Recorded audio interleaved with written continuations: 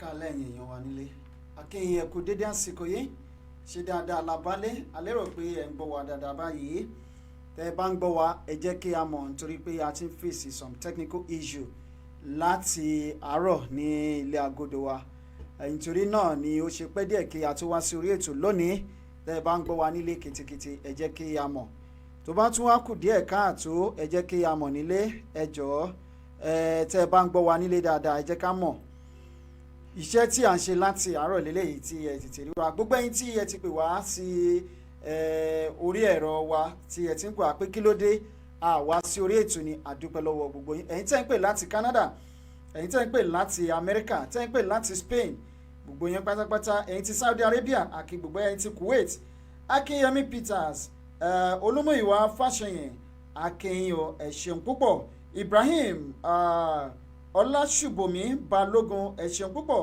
ẹ ṣeun akínyìn ẹ káàbọ̀ sí orí ètò lónìí Oyeyemisi Ọlánìpẹ̀kun Prosper Okunnuga Ẹlẹ́gùṣì bàbá ẹ ṣeun púpọ̀ Ògúnbíyé Kẹ́hìndé yes bro we hear you Ọ̀jẹ́níyè Ṣẹ́gun Sunday Búsàrè Ìdòwò Ẹlẹ́gùṣì Akínyẹmí Peter Àkàndé ọmọ Odùduwà àkí gbogbo yín pátápátá wípé ẹ káàbọ̀ sí orí ètò wa lónìí àti ti dé náà ni ẹ bí a ṣe ń dé gbogbo yín náà ni ẹ ti mọ̀ wá bí ẹni mowó orúkọ títí wa ò tí ì yí padà á pèdè báyìí gbogbo ilẹ̀ tọ́kì yín náà rèé gbogbo yín tí ẹ wà lórí rédíò pátá gbogbo yín pátá la kí láìkú ẹnìkan ṣoṣo ní alẹ́ tòní níbikíbi tí ẹ ti ń gbọ́ wa pátápátá lórí igun mẹ́rin àgbáyé ojú tẹ́ fi wò wá ò ní fọ́ Bọ́lá Odúsọ̀yà Bello good evening Alàgbà Marcus Ibrahim Ọlásùbọ̀mí Balógun yes we can hear you clearly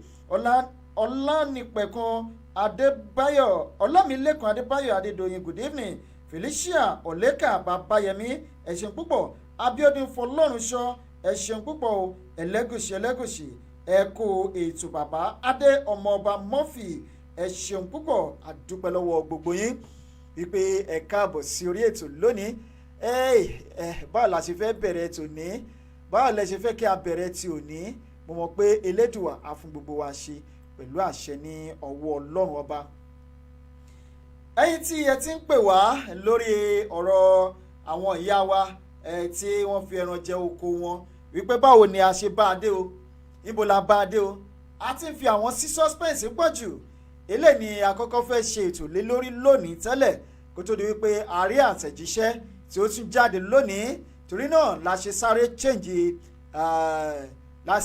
change title ètò wa lónìí sí countdown ṣé ẹ gbàgbé countdown a rí eléyìí ní yàjóyàjó ni ṣùgbọ́n ohun tí a fẹ́ sọ fún yín lórí ọ̀rọ̀ ìyá yìí ni wípé ó ní wọ́n ti gbé ẹjọ́ àwọn lọ sí ilé ẹjọ́ ẹ jẹ́ kí n tẹ àtẹ̀jíṣẹ́ èyí tí wọ́n fi ránṣẹ́ sí wa ní orí tí a gbà sílẹ̀ lẹ́nu wọn ní alẹ́ yìí ìgbà tí à ń bá wọn sọ̀rọ̀ ẹ jẹ́ kí a tẹ̀ síta ká kọ́kọ́ fi yẹn kí a kọ́kọ́ fi bẹ̀rẹ̀ ètò lónìí ká tó wá kọ àtẹ̀jíṣẹ́ tí a rí gbà lọ́wọ́ àwọn alágbára tó láwọn fẹ́ gba ilẹ̀ Odùduwà là eléyìí ni àtẹ̀jíṣẹ́ tí wọ́n tẹ̀ ránṣẹ́ sí wa ó nìyẹn o láti ọwọ́ Àmọ̀tẹ́kùn a tún ti rí mi ìgbà ní yàjóyàjó lónìí o ẹ sọ fún àwọn olólùfẹ́ wa nílé pátápátá ipa tún ti rí àtẹ̀jíṣẹ́ mi ìgbà lóní yàjóyàjó lónìí láti ọ̀dọ̀ Àmọ̀tẹ́kùn kó má jẹ́ etí wa nìkan ni ó máa gbọ́ lónìí eléyìí ni wọ́n kọ sí gbogbo ọmọ orílẹ̀-èdè Odùduwà pátápátá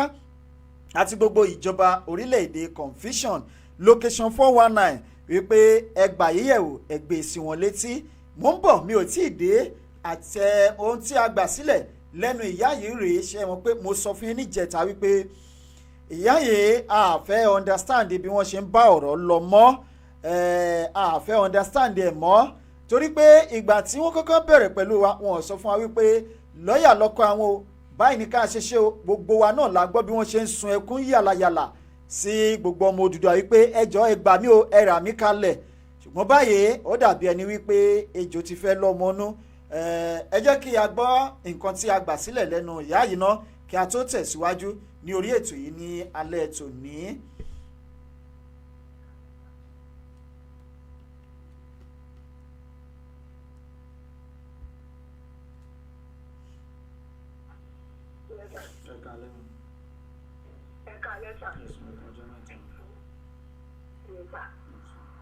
Ṣé tó sọ̀rọ̀?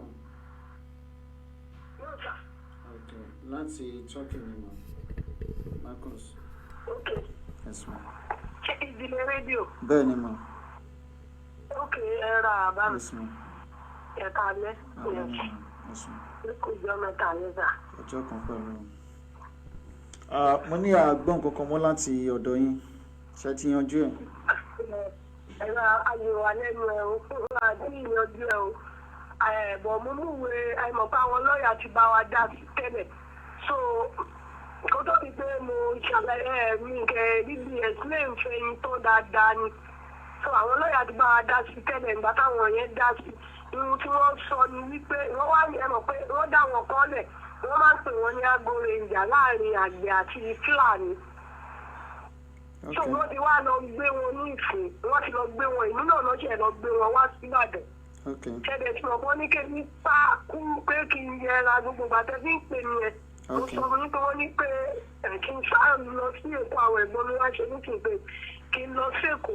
Wọ́n wá ní kí n lọ pa tí wọ́n ti ẹ̀dá ń kó lórí fóònù mi pé kí n pa yẹn. Máa pa location. Wọ́n ní kí n lọ pa kúrò lórí fóònù. Má jẹ́ kó mọ anything nípa mi. Ìyẹn ni mo wá ṣe.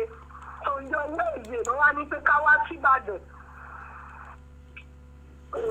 Wednesday náà kọ́ fẹ́ mi pé kí n wá bá wọn ní Ìbàdàn.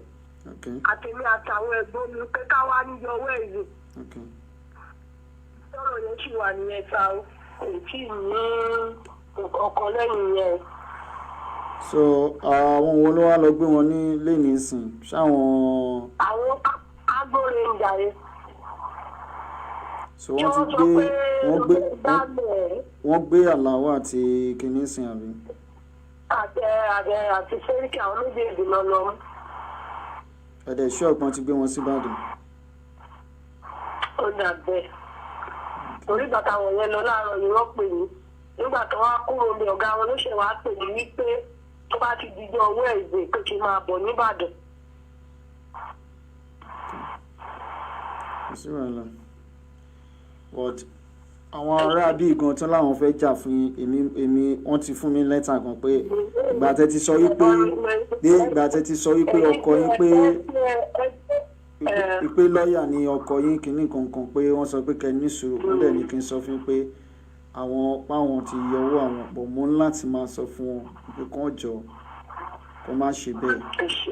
So because ó yẹ kẹ́ ti sọ fún wa láti lẹ̀ pé kéèsì yẹn ti wà ní kóòtù so that ìyẹn á lè mọ bí because bó ṣe wà yẹn a fẹ́ jà fún yín ní ẹni sùúrù mọ́ a fẹ́ jà fún yín ni kò ń ṣe pé bí àwa náà mọ̀ pé ṣe rí pé ọ̀rọ̀ kóòtù tẹ̀ ń lọ yìí ṣe rọ́lọ̀ kóòtù tẹ̀ ń lọ yìí at the end of the day ẹ máa wo ibi tó máa end sí.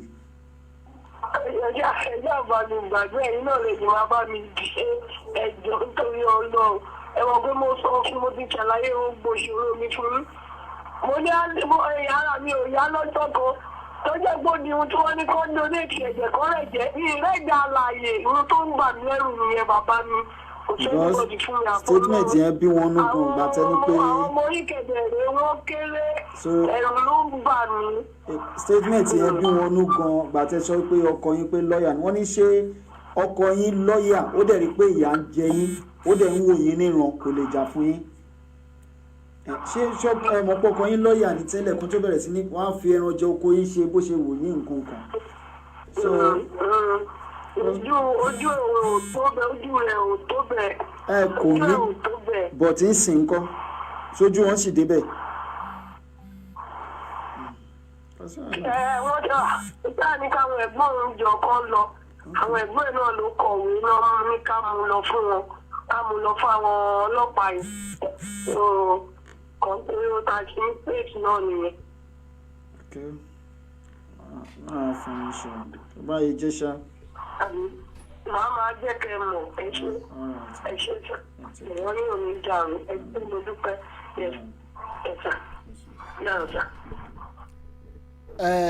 etí tó gbọ́ àlọ́ ó yẹ kó gbọ́ àbọ̀ kò yẹ kí n fi fọ́nrán sí ojú agbágbé ṣùgbọ́n torí pé ẹ̀yin tí ẹ̀ ń béèrè lọ́wọ́ wa wípé níbo ni a bá iṣẹ́ dé lórí ọ̀rọ̀ ìyá yẹn pé a ti fi yín sí suspense jù ni a ṣe gbìyànjú láti gba òun yẹn sílẹ̀ tí a sì lọ sí orí atẹ́gùn ní alẹ́ yìí. ọ̀rọ̀ pọ̀ nínú ìwé kọ́bọ̀ ìyẹn nìkan kọ́ ṣùgbọ́n ibi tí ó dé nìyẹn. hello. ẹ káalẹ́ sà. ẹ káalẹ́ sà o. ẹ sà. ṣe rí ọ̀rọ̀ wúmọ̀ yẹn àkọ́ni tó nǹkan tó mi rí. bẹ́ẹ̀ni. àwọn pípò yẹn wọn ò kẹ́ ń ní sùúrù. ìgbà tẹ́tí sọ pé máa jà fún wọn yẹn. bẹ́ẹ̀ni. àwọn yẹn náà máa halẹ̀ everybody wọn máa gbọ̀nà ẹ̀yìn sọ fún wọn pé kò rí bẹ́ẹ̀ o má ṣe bẹ́ẹ̀ báyọ̀ ẹ̀rú rẹ̀ ń ba wúmọ̀ yẹn. bẹ́ẹ̀ àwọn ọmọ irú èèyàn tẹ́ jẹ́ kàn mọ́ lọ́wọ́ tẹ̀lé irú ẹ̀fù tẹ̀lé ṣe fún wúmọ̀ yẹn ẹ̀rú ń bá wá lẹ́yìn ṣe bí wúmọ̀ yẹn ṣe ń pè tí wúmọ̀ yẹn ṣe fún yín tán ti rí pé ọwọ́ tẹ gbé yẹn take care easy bẹ́ẹ̀ làwọn náà máa ṣe investigation káàkiri náà máa rìn káàkiri gbogbo ọ̀nà kọ̀nà tó máa gbà dá ẹ̀rù bá wúmọ̀ yẹn so bọ̀ wúmọ̀ yẹn náà máa ṣe àpèsè ẹ̀rù ń bá wúmọ̀ yẹn sá. Woman yẹn ti wà confused. ok nínú àwa àti òun ń sìn káwá wọ ẹni tí a máa jẹ gbé. ó máa jẹ́ gbé because lọ́ọ̀yà àdéhùn ìjọba máa dé kọ́ àwọn náà máa dájú ara wọn kò sí nǹkan no matter what kò sí nǹkan tó fẹ́ ṣe ó máa àdéhùn ìjọba máa sọ ó máa lọ máa ṣètò ẹ̀ ó parí síbẹ̀ nìyẹn for nothing because àwọn ẹ lọ fẹjọ́ kàsùn ká nínú. bẹ́ẹ̀ ni nǹkan tí mo sọ fún yẹn nǹkan tí mo sọ fún yẹn lọ́ọ̀yà tẹ èmi kóòtù tẹ gbẹ́jọ́ lọ yẹn ẹ máa wo nǹkan tẹ máa bá bọ̀ ń bẹ̀. kò sí nǹkan tó máa bá bọ̀ ó ti parí nìyẹn ó ti lọ síbẹ̀ wọ́n máa sọ fún pé àdéhùn wọ́n lè ní kó lọ fún 10,000. ẹ ṣe gan sà ẹ ṣe gan ọpọlọ yín ò ní dọ́bà ṣẹ́rí kinní kan wà ní nàìjíríà if you want to make it in Nigeria or if you want to free yourself in Nigeria o ní láti gba legal way tó bá gba legal way o lè free láíláí ní nàìjíríà. kò lè free láíláí ìbọn olóṣèlú ni tó o bá níyàn tó wà capacity tó ń rí fáwọn ènìyàn infestation intoxicate wọn ọgọ táwọn náà tó ń fún wọn ní pressure gidi ló máa tó rí pọ̀ tọ́wọ́ bá kan wọ́ bọ́ bó ṣe wà yẹn ó ti fọ́kọ̀ nǹkan tó máa ṣe ní ìsìn wọ́n máa ní ká lọ dá lọ wọ́n máa ní kó lọ lé ni pé kó má wọrí kan wọ́n máa withdraw kéèsì yẹn at the end of the day kò sí nǹkan tó fẹ́ ṣe fún àwọn náà ní nàìjíríà náà kan lọ parí àmì kébìlì àwọn náà ní nàìjíríà for now yes because àwọn pípọ̀ yẹn ló ní nàìjíríà lọ́wọ́ ẹ̀ kò sí nǹkan kankan ìjà kan ti ṣẹlẹ̀ lánàá ní èjìgbò ní news náà gbé. wọ́n pè mí kan láàárọ̀ yìí wọ́n gún ọmọ yorùbá kan pa ọbẹ̀ yes so mo ń pè àwọn èèyàn tó wà ní sáìdì bẹ́ẹ̀ nǹkan náà ṣẹlẹ̀ lánàá mo sí ẹ̀yẹn náà ní sáìdì Kwara State. ẹ̀yẹn ṣẹ́rí yẹn ti èyí tó ṣẹlẹ̀ ní Kwara State ọlọ́run ló mú wọn wàláì mi ní ṣàánú wọn torí ibodè ṣáájú ní ìṣẹ̀lẹ̀ yẹn ti ṣẹlẹ̀ àwọn boys ti lọ síbẹ̀ wọ́n ti lọ sọ fún wọn nípa nǹkan tí ó ń ṣẹlẹ̀ lọ́wọ́lọ́wọ́ lórí Odùduwà tá à ń jà fún wọn lé àwọn boys yẹn ni wọ́n lé wọn léré ni pé àwọn ò fẹ́ gbọ́ ọlọ́run tí wàá mú wọn ọ̀dọ̀ wọn gangan ló wá ṣẹlẹ̀ sí. bẹ́ẹ̀ ni mo ti sẹ́ndì ẹ̀kan náà sí tí Koiki tó sẹ́ndì sínú gúrùpù wa nínú pílátífọ́ọ̀mù wa mo sẹ́ndì gúrùpù yẹn sí mo rí pé join so wọ́n ní tó bá ti di 4th week of December. bẹ́ẹ̀ni pé wọ́n máa ṣe rally bọ̀ ṣẹ́rí rally yẹn sà tó bá ní kémi advice o ṣẹ́rí rally for now èmi bá advice pé wọ́n sì fi rally lẹ̀ ó lọ́nà tá a lè gbé gbà ó ní ṣẹ́rí rally wọ́n ti mọ̀ pé táwa bá ṣe rally ó ní nǹkan táwọn lè fi kọ́ńkà wa tá a bá ṣe rally àwa náà dẹ̀ ti mọ̀ pé ó yẹ káwa náà ti mọ̀ pé táwa bá ṣe rally ó ní agbára tí wọ́n lè fi kọ́ńkà wa káwa lo another dimension tá a lè gbé gbà tó tún lágbára ju rally lọ ó wà oríṣiríṣi ọ̀nà ló wà strategy tá a lè fi gbára wa ó pé 1 million nílẹ̀ yorùbá yẹn àti try rally kò work ẹ jẹ́ ká fi rally lẹ̀ ká tún gbé another dimension tí wọn ò tiẹ̀ mọ̀ rárá tó yẹ pé wọ́n ṣẹ̀ṣẹ̀ máa lọ wá solution sí ni solution yẹn kó tó wá solution kó tó get tiẹ̀ solution yẹn a máa ti lọ ìyẹn ló yẹ ká lọ ṣe é sìn kó ń ṣe rally lójú tèmi ni o bọ̀ èmi ò mọ àwọn tó fẹ́ ṣe rally mi ò mọ̀ náà tó fẹ́ gbé gbà o. mo ti sọ fún yín anything tẹ́ bá ti ṣe ẹ record ẹ send ẹ sí mi èmi máa send ẹ sínú àwọn group so àwọn táwa ní group kò ń sọ̀rọ̀ èèyàn kò ń ṣèyàn méjì kò ń ṣèyàn mẹ́ta at least à ń lọ bóyá go to 200 táwa ní group kò dẹ́ group mẹ́ta dẹ̀ ní so tí tó bá ti dọ́dọ̀ tèmi tẹ́ bá ti fi send ẹ sí personal number mi máa máa forward rẹ̀ sínú group nǹkan tí bá dẹ̀ ti forward rẹ̀ sínú group everybody máa rí nínú group so ẹ̀yìn ìgbà yẹn máa sọ̀rọ̀ fún wọn pé ok kọ́ báyìí la máa ṣe rọ̀ so mo sì sọ fún yín mo sọ fún pé náà so nǹkan tó bá ti ń lẹ máa send èyí máa pàṣẹ tó àwọn group tí wá ń gbé. kò sí wàhálà bàbá Ọlọ́run á fún wa ṣe. sọ ẹ jẹ́ ká sọ̀rọ̀ lẹ́yìn ètò ó wà very very important ẹ jẹ́ ká sọ̀rọ̀ lẹ́yìn ètò sàn ẹ sàn ẹ ṣé gan sàn. all right sir. bàbá kan gbìyànjú láti pè wọlé ìsìn.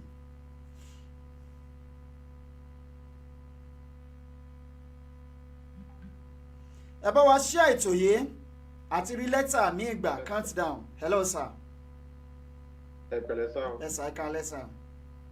ẹ kú iṣẹ́ takuntakun náà o. iṣẹ́ takuntakun ni ẹ sà. Ọlọ́run àpò alẹ́ rẹ̀ ń bẹ̀ o. àmín o.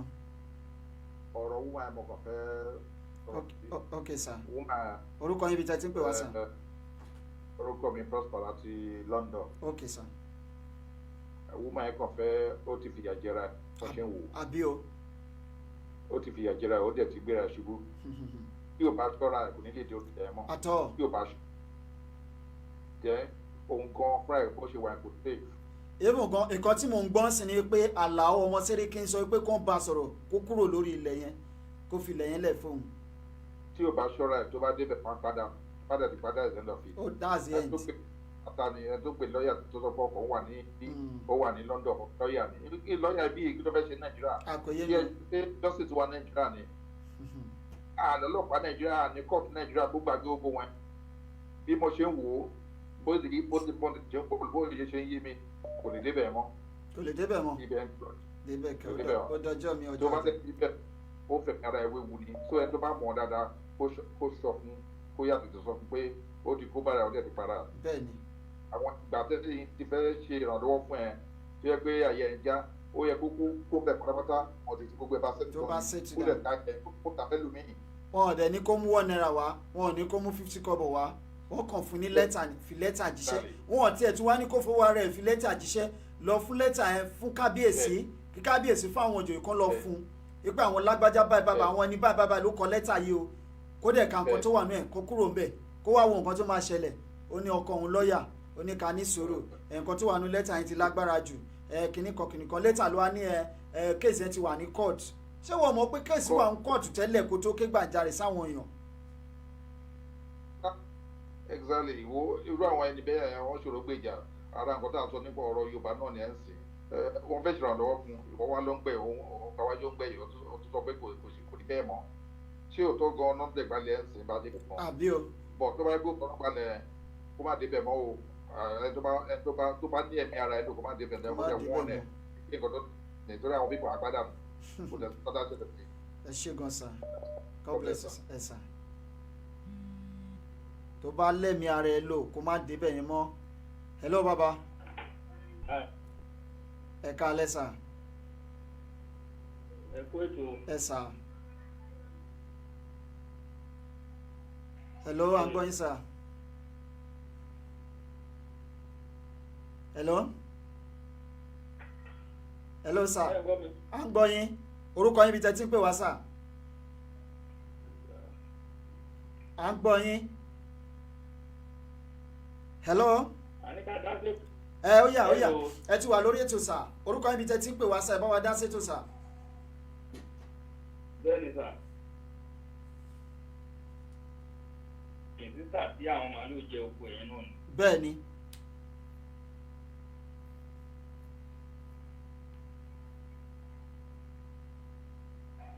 à ń gbọ́ yín sà à ń gbọ́ yín ẹ tẹ̀síwájú. ok èmi àti wọn náà máa ń sọ̀rọ̀ lẹ́yìn. ok ẹ̀rù ti ń bà wọ́n. ok bàbá dẹ̀ ní ká wò ó. pé ọkọ sísà yẹn tó ló wà ní UK. yeah. nǹkan tá à ń ṣe bí àwọn. ìjọba bá ṣèwádìí ẹ̀ tọ́kọ wọn bá lọ́wọ́ sí i ayé pé ọkọ wọn yẹn ló ń fi ẹ̀rù. nígbà tó dẹ̀ ti ráwọn èèyàn tó ń jà fún ẹ̀sìn ìgbà ẹ̀ gan lé sísà nǹkan wá máa ní agbára ó wá ń jẹ́ ìyàlẹ́nu fún mi pé ìrẹ̀wẹ̀sì nǹkan tí màá kọ̀ sọ ni pé ẹ jẹ́ kó tè ẹni any step táwọn paramọ́lẹ̀ bá fẹ́ ṣe ẹ jẹ́ kó take step yẹn láì ṣe issue yẹn àti mọ àwọn ìlú yẹn àti mọ sísá yẹn sílẹ̀ níbi tọ̀rọ̀ dé ìfún fi ń lẹ̀ torí àlè máa bá lè lọ àlè máa bá lọ gbélé torí láì sísá yẹn kò sí ìwọ́n ti wọn. wọ́n fi bẹ̀ yẹn lẹ̀ torí kí ni wọ́n máa ṣe ilẹ̀ bàbá yẹn. ojú òpó yẹn ò dáa rárá ojú òpó yẹn ò dáa rárá. abẹ́tò lọ rà lọ́pọ̀. all right ẹ ṣé gan sir ẹ ṣé gan ẹ ṣé gan ẹ jẹ́ ká pé àwọn bàbá wa tí wọ́n pọ̀ wá láti Amẹ́ríkà yìí kí wọ́n bá wa dá sí ètò okay dàbí he's on another call ẹ ṣé gan ni. ìyá wa Felicia Oleka Babayemi ẹ ṣeun púpọ̀ Abiodun Fọlọ́runṣẹ́ mà ṣe gan ni Ẹlẹ́gùṣẹ́ ẹ ṣe gan ni Adé ọmọọba Ọmọfì ẹ ṣeun púpọ̀ Akínyẹmí Peter you are looking nice today you look so take away thank you so much Felicia Oleka Babayemi good evening over there ẹ̀gbọ́n wa kò ní sú yín lórúkọ Jésù àmín Ògúnbíyì Kẹ́hìndé is like Ọọ̀ni of Ifẹ̀ have supported our nation now lọ́nà wo ẹ jẹ́ ká rí gbọ́ o tó bá support ẹ̀ Ìfẹ́dayọ̀ Akọ́mọláfẹ́ good evening bro Ògúnbíyì Kẹ́hìndé bro is not Àmọ̀tẹ́kùn is Paramọ́lẹ̀ bẹ́ẹ̀ ni Paramọ́lẹ̀ ni kò ń ṣe Àmọ̀tẹ́kùn my foot kò ń ṣe Àmọ̀tẹ́kùn ẹ má bínú tá a bá fẹ́ dárúkọ Paramọ́lẹ̀ tá a bá lọ dárúkọ Àmọ̀tẹ́kùn ẹ má bínú Ìjìnlẹ̀ FM wọ́n ní ẹ kú ètò ẹ káàbọ̀ sórí ètò olóòtú baba Marcus apèdègbàyè ti ilẹ̀ Turkey ẹ ṣeun púpọ̀ Lamidi Kamolidin Kamole good evening sir thanks so much sir Odùduwà àgbèwà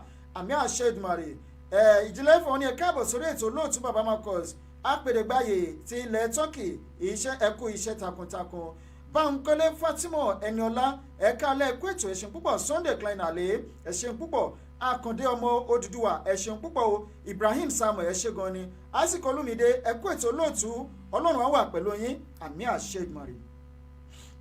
Hello? Yes sir ẹ ṣeun púpọ̀ sir. Ọlọ́run àṣàgbára dọ̀tún. Àmì sir.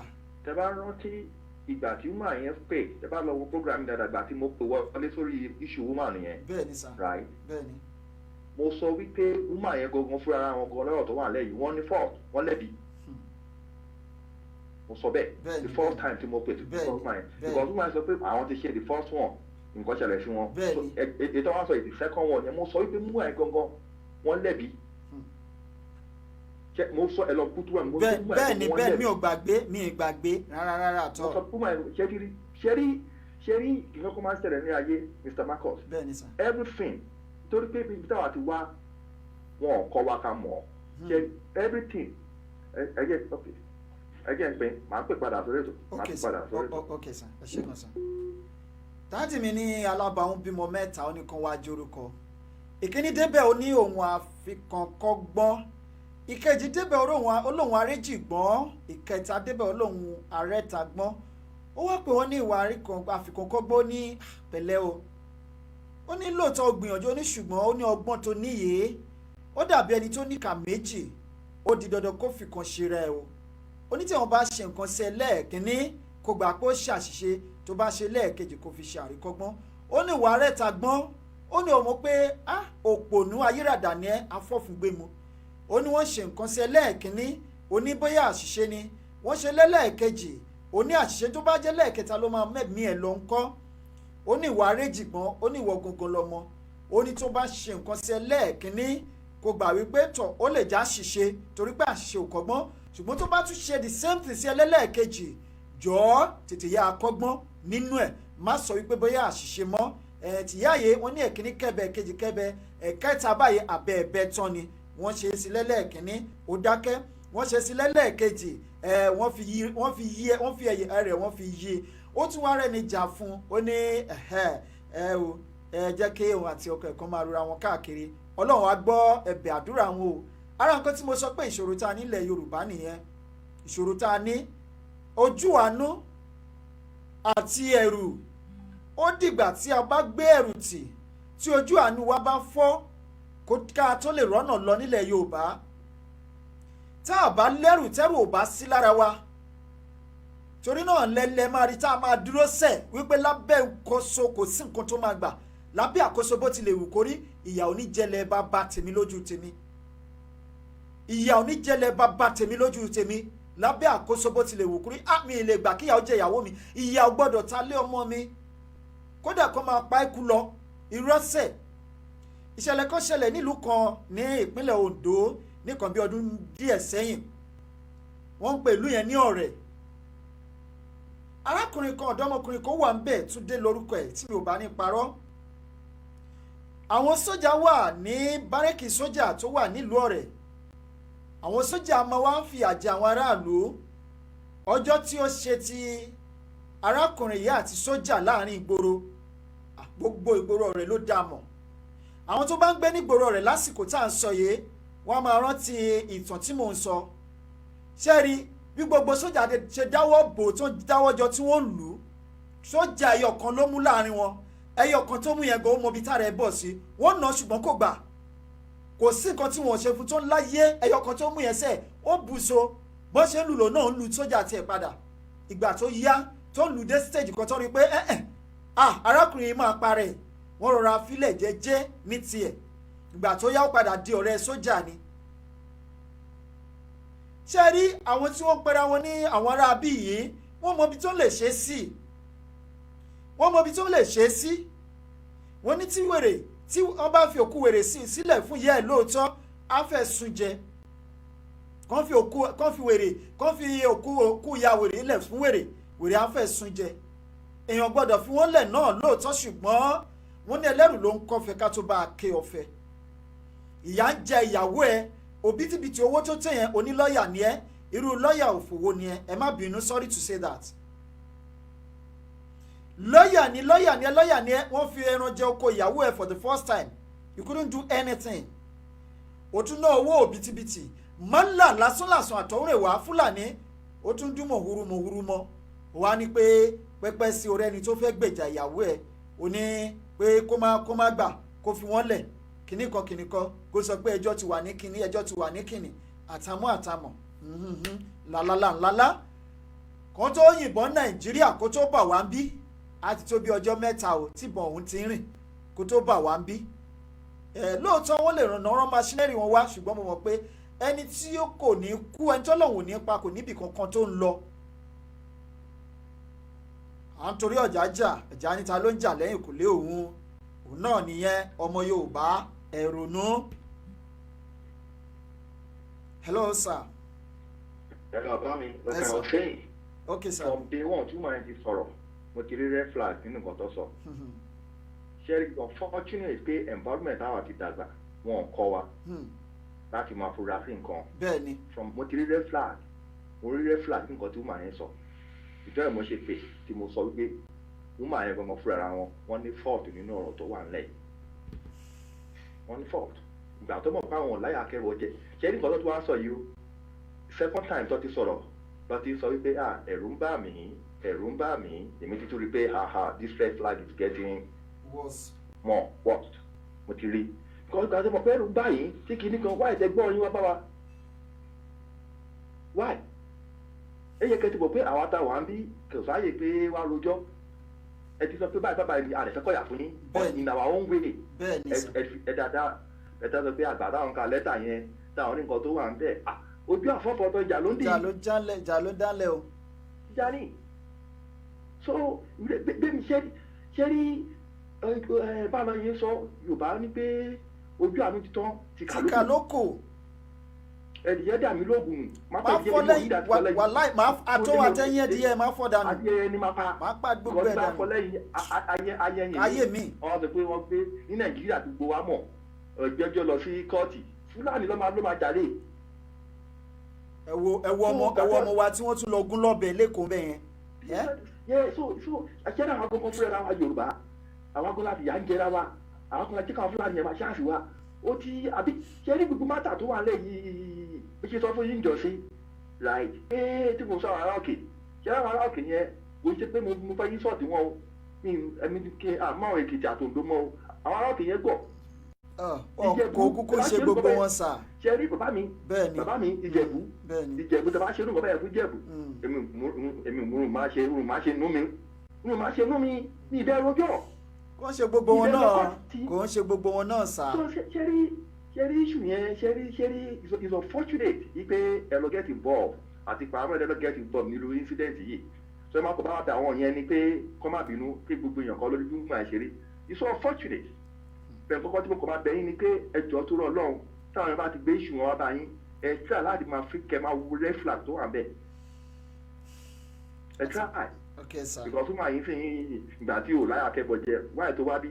I don't know. I wonder. Why? Ṣé ọkọ ẹ̀yin ò sí ńbẹ̀ tẹ́lẹ̀tẹ́lẹ̀ ní gbogbo ọmọ aké? Kan tí mo sọ fún ni ẹ ṣé ọkọ yín ò sí ńbẹ̀ tí a fi ń jẹ yín ẹ wá rẹ ẹni tó wá fẹ́ gbèjà yín sí ni. ẹ filẹ̀ ẹ má tẹ̀ dá sọ̀rọ̀ ẹ̀ mọ́ ẹ má tẹ̀ dá sọ̀rọ̀ mọ́ ẹ̀rú bá o kìíní kan whatever ẹ ṣàfilẹ̀ ẹ kọ̀ yìí náà ẹ filẹ̀ ẹ má tẹ̀ dá sọ̀rọ̀ ẹ̀ mọ́ ẹ filẹ̀ báwo ló máa ṣe gbé lọ́jọ́ ẹ lọ sí kọ́ọ̀tù? Báwo ló máa ṣe gbé lọ́jọ́ ẹ lọ sí kọ́ọ̀tù? Ìgbà tó mọ̀ pé ẹjọ́ ti lọ sí kọ́ọ̀tù báyìí tó wá ń ké bíbà. Báyìí tó wá ń ké. So kọ́ọ̀tù yẹn ò ṣe ti gbà ẹ́. So ẹran ọ̀yà ni ó fẹ́ jìyà ẹran ọ̀yà ni wọ́n ní pé olùdó máa gbà kó tó bá sùn ó sì máa jí. Bẹ́ẹ̀ni ajì lọ jẹ̀kó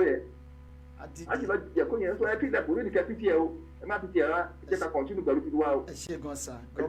God bless you sir. All right. Yes, sir. Ẹ jẹ́ kí a sáré ka àtẹ̀jíṣẹ́ tí ó wà lójú àgbàgbẹ́ bá wa ṣí àìtó yìí lónìí a ní lẹ́tà bíi tí a fẹ́ kà sí gbogbo ọmọ ilẹ̀ Odùduwà pátápátá àti gbogbo ọmọ Nàìjíríà tí a fẹ́ kà sí yín láti ọ̀dọ̀ Paramọ́lẹ̀ wọn ní kàkà fún yín o count down pé kẹ́ ẹ má gbàgbé òun náà ni ẹ bá wa ṣí àìtó yìí lálẹ́ òní ẹ bá wa ṣí àkó má jẹ́ etí yín nìkan àti ojú yín nìkan ló máa rí kó má tún wá jà wá nìkan náà la máa rí gbọ́ lọ́dọ̀ tiwa ń bí bó ṣe ń sọ sí wa à máa fún yín o bó ṣe ń fi ránṣẹ́ sí wa à máa fún yín bó ṣe jẹ́ nìyẹn Isaac Olómìdé ẹ̀kú ètò olóòtú Ọlọ́run á wà pẹ̀lú yín ẹ̀sìn púpọ̀ jùlọ FM wọ́n ní Àkàndé ọmọ Odùduwà àfi sùúrù Àkàndé ọmọ Odùduwà ní ìyá ti gba owó jàpá wọ́n rẹ́rìn-ín Ọlábọ̀dé Ọládélé ẹ̀sìn púpọ̀ Alhaja Hidayatu Muraina Fọlárin ẹ̀kú ètò sà ẹ̀ṣin púpọ̀ Akínyẹmí Peter ẹ̀ṣin púpọ̀ bàbá wa ẹ̀ṣin gan ni God bless you. Hello ẹ káàbọ̀ sórí ètò sà abúlé tí ń pè wá àti kí lorúkọ yín. ẹ sà ẹ káàbọ̀ sórí ètò sà ẹ sà. nípa ti woman. bẹ́ẹ̀ ni sà. My own opinion is that we are captain of our mi ò rí nǹkan tó nígbà tó lẹ́ni tó lè bá ìfún ẹ tí ò bá ìfún ẹ tó wá dìgbà tí o ráwọn èèyàn tó fẹ́rẹ̀ lọ́wọ́ ìgbà ló wá tó sọ wípé o lẹ́ni tó lè dìbẹ́tẹ̀ so definitely you depend ara wọn àtọ́fẹ́ jẹ náà ní kọ́kọ́ jẹ so èmi ò bá wọ́n jẹ́ bàtú ká tẹ̀síwájú lọ. a ti tẹ̀síwájú already ẹ mọ̀ pé mo ti try láti keep àwọn èèyàn on suspense for láti about 3 days ago bàtí ṣe so bọ̀ mo wá wò pé mi ò lè stomach ẹ̀ mọ́ because àwọn èèyàn ti ń béèrè pé kí ló dé kí ló ṣẹlẹ̀ ṣé àgbẹ̀gbẹ̀sẹ̀ mọ́ ni gbogbo àwọn àtẹ̀jíṣẹ́ tó ń fún mi sà mi ò lè.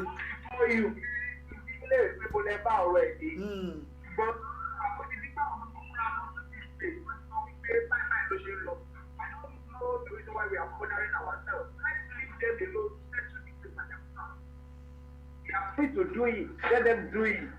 Because èmi mọ̀ pé tí kíní yẹn ti lè dé tó ti lè dé court tó bá ti lè dé court ó di dandan wá fìyà jẹ náà. ẹ sà ṣe believe pé kéèsì yẹn dé kóòtù ẹbí kéèsì ṣe sáré dé kóòtù ni wọ́n ti gbé bọ̀bọ̀ yẹn wọ́n gbé bàbá ẹ̀ ṣé bó ṣe ń dé kóòtù ẹ wo sà ẹ gbàgbé pa ẹ kéèsì kókó lọ bí wọ́n kọ́ ẹ jẹ́ kó ìyá yẹn ò tí tó yà ni gbogbo àwọn voice message tí n bá gbé gbogbo ẹ̀ sójú agbágbé gan everybody gan ní ẹ̀wọ̀. ẹ fi yẹn lè jẹ ká let's move on ibi táwa wò yẹn ni káwa máa kú. bẹ́ẹ̀ ni ẹ ṣé gan sir God bless you sir ẹ ṣé púpọ̀ sir. Babátúndé Ọláwálé ẹ ṣé púpọ̀ ìdílé ẹ̀fẹ̀ wọ́n ní the person that is pressing red head should be careful. Olúmídé John ẹ̀kú ètò sir Wàsíù Àánú Olúwapọ̀ ẹ káàbọ̀ sí orí ètò Ọlọ́run a sọ agbára yín di ọ̀tun àmì àṣẹ Ìdùmarè ìdílé ẹ̀fẹ̀ wọ́n ní Wàsíù Àánú Olúwapọ̀ àmì àṣẹ wọ́n ní ẹ bá wa pín ètò yìí Fọlákẹ́mi Bello ẹ ṣeun púpọ̀ ìyá wa Bankole Fatima Eniola a ti gbọ́ bí ẹjọ́ yẹn ṣe rí báyìí ẹ kú iṣẹ́ ribiribi ojú òní tìyín àti ẹ ti gbìyànjú fún wọn ọlọ́run á ràn yín lọ́wọ́ Oòduà nation. Mariama Osu Nano ẹ ṣeun púpọ̀. Olumide John, I pray her life is safe. That's her cup of tea. Olumide John to the caller Gbosa Akínadé Ọlọ́runwà Lẹ́kan, good evening sir. Àríṣekọlá Oyèkán ẹ ṣeun púpọ̀, good evening. Prosper Okunuga, the woman should not go there again if she still needs her life. Adéjọ ẹ̀kọ́ ètò bàbá ẹ ṣeun púpọ̀ sir. Adémọ́lá Adétòkunbọ̀ bàbá ẹ káàbọ̀ sórí ètò sir. Kole Akishiku, I didn't receive notification today. Oh, we're sincerely sorry about that. We're working on it. Kole Akishiku, well done. Ẹ ṣeun púpọ̀ sir. Olumide John, ẹ̀rù ń bà arábìnrin yẹn ni sir. If I were her, I will allow the boat to go take action. So anyone that come faster will be to my advantage and other citizens. That's her. It's left to her. So I'm less concerned about her case anymore. Abdul Salam Eshempupo, Diana Agobiade Yawa Eshempupo, Raimi Taiwo, good evening, sir. May God strengthen you, amen. Keep sharing, please. Ìjìnlẹ̀ FM say so. And if owó ṣe dúpẹ́ àìṣà ẹ̀kọ́ ètò olóòtú Sulaiman Yusufu volume wọ́n ní volume ṣé ẹ̀gbọ́n wa ń lé ni Ayọ̀ládé Rafiu ṣeun púpọ̀ Ìjìnlẹ̀ FM Yawa Dena Agunbíadé ṣeun púpọ̀. I am online with that sister now. Okay. A máa gbọ́ èsì tí ẹ bá bọ̀ lọ́dọ̀ wọn. Fúnmi Àsì ẹ ṣeun púpọ̀ wọ́n ní Flames Ayọ̀ládé Rafiu ẹ ṣeun púpọ̀. A máa ka Ògúnbíyì Kẹ́hìndé a máa ka lẹ́tà yẹn síta. We're going to read the letter. Ẹ máa gbọ́. Please, to all Yoruba that are still handling the Fulanis to police, be wise. Àbọ̀rọ̀ là ń sọ fún ọmọlúwàbí. Ògúnbíyì Kẹ́hìndé, that letter is not bold. I am going to read it out loud and clear to everybody. And after this program tonight, I'm going to throw it to all the social media so that everybody can see it there. Ejide Ajo said, some of our people did not want fight for Alabode ní gbogbo wọn, crazy people everywhere. Adeleke Ganiat ẹ̀ṣẹ̀ púpọ̀. Adeomoba Murphy ẹ̀ṣẹ̀ púpọ̀ bro, just leave the woman. They have bribed her. Kọ́láwọlé Ọbalolúwa, good evening olóòtú. Sulaiman Yusufu, okay thanks. Ẹ̀ṣẹ̀ púpọ̀. Now that about the woman. So let's just forget about the woman and go ahead with what we want to do tonight. It's 12:17 a.m. here in Turkey. What time is it over there with you? Taofik Ekini olóòtú, ara àwọn tá à ń sọ náà nìyẹn. Wọ́n ti lè fi owó kékeré kan tán jẹ ẹ̀fílẹ̀ orí tó bá máa jìyà á jẹ́ ní olóòtú ẹ̀kú ètò ẹ̀ṣẹ̀ púpọ̀. Yes, that about that. Now, what this letter is all about is that àwọn paramọ́lẹ̀ wọn ní àwọn gbọ́ pé àwọn kan ti ń fi orúkọ àwọn jẹun ní orí social media, and they also said we should tell the whole Nigeria and the whole Oduduwa people that count down ọjọ́ yẹn sì dúró gẹ́gẹ́ bí wọ́n ṣe sọ. Now here goes the letter. Dear Ijinle Radio, it has come to our attention that some private individuals or perhaps Hausa Fulani government sponsored nefarious bots are pretending to be paramole on social media platform. They use our name in soliciting money from the innocent Oduduwa citizens as well as wishers. In some cases, they pretend to be recruiting in our name on those platforms, especially on Facebook, by sending recruitment links. Please warn your audience and Oduduwa citizens as a whole that Paramole will never use any social media platform either to recruit or to directly solicit funding, which is money, by sending any link for such activities, such as GoFundMe and PayPal. We are not on any social media platforms and never will be. At this time, We do not require money from anyone. If we need to recruit or soliciting funding, we do it on our own through our approved and saved channels, but never on social media. So, anyone using our name to defraud our people in a way that tarnishes our name and reputation as Oduduwa Nation's fighting and defense force will be dealt with quickly. They have been warned. We will not warn them anymore before we take appropriate action against such a person or persons. And if this is being done by the Hausa Fulani government in order to unmark us or to acquire our people who show interest in our cause, the judgment will come from our own hands. Please pass this information along to other Oduduwa Nation citizens network and talk show.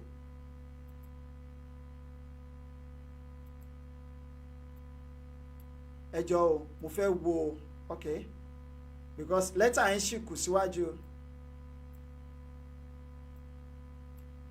Okay.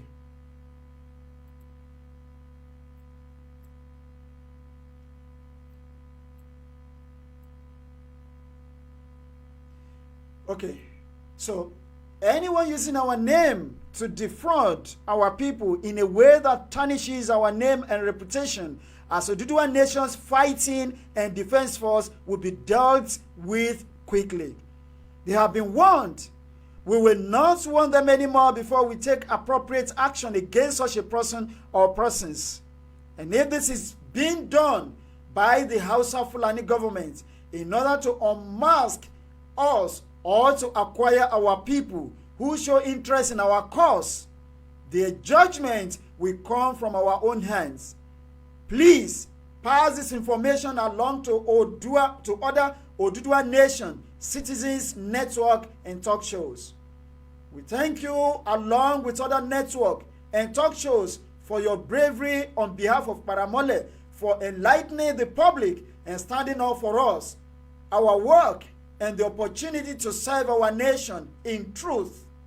May Oduduwa, our forefathers, the spirit of our dead loved ones, and the Orishas of Oduduwa Nation continue to bless you all and your family. May they bless Oduduwa, children, and our nation. May they be with all of you until we achieve our Oduduwa Nation. Amen. If you want me to read it again, I can take it again quickly. Let me quickly rush over the letter once again. Paramole, in defense of Oduduwa Nation, letter to Ijinle FM radio and the entire Oduduwa people. This letter was written on November 11, 2020.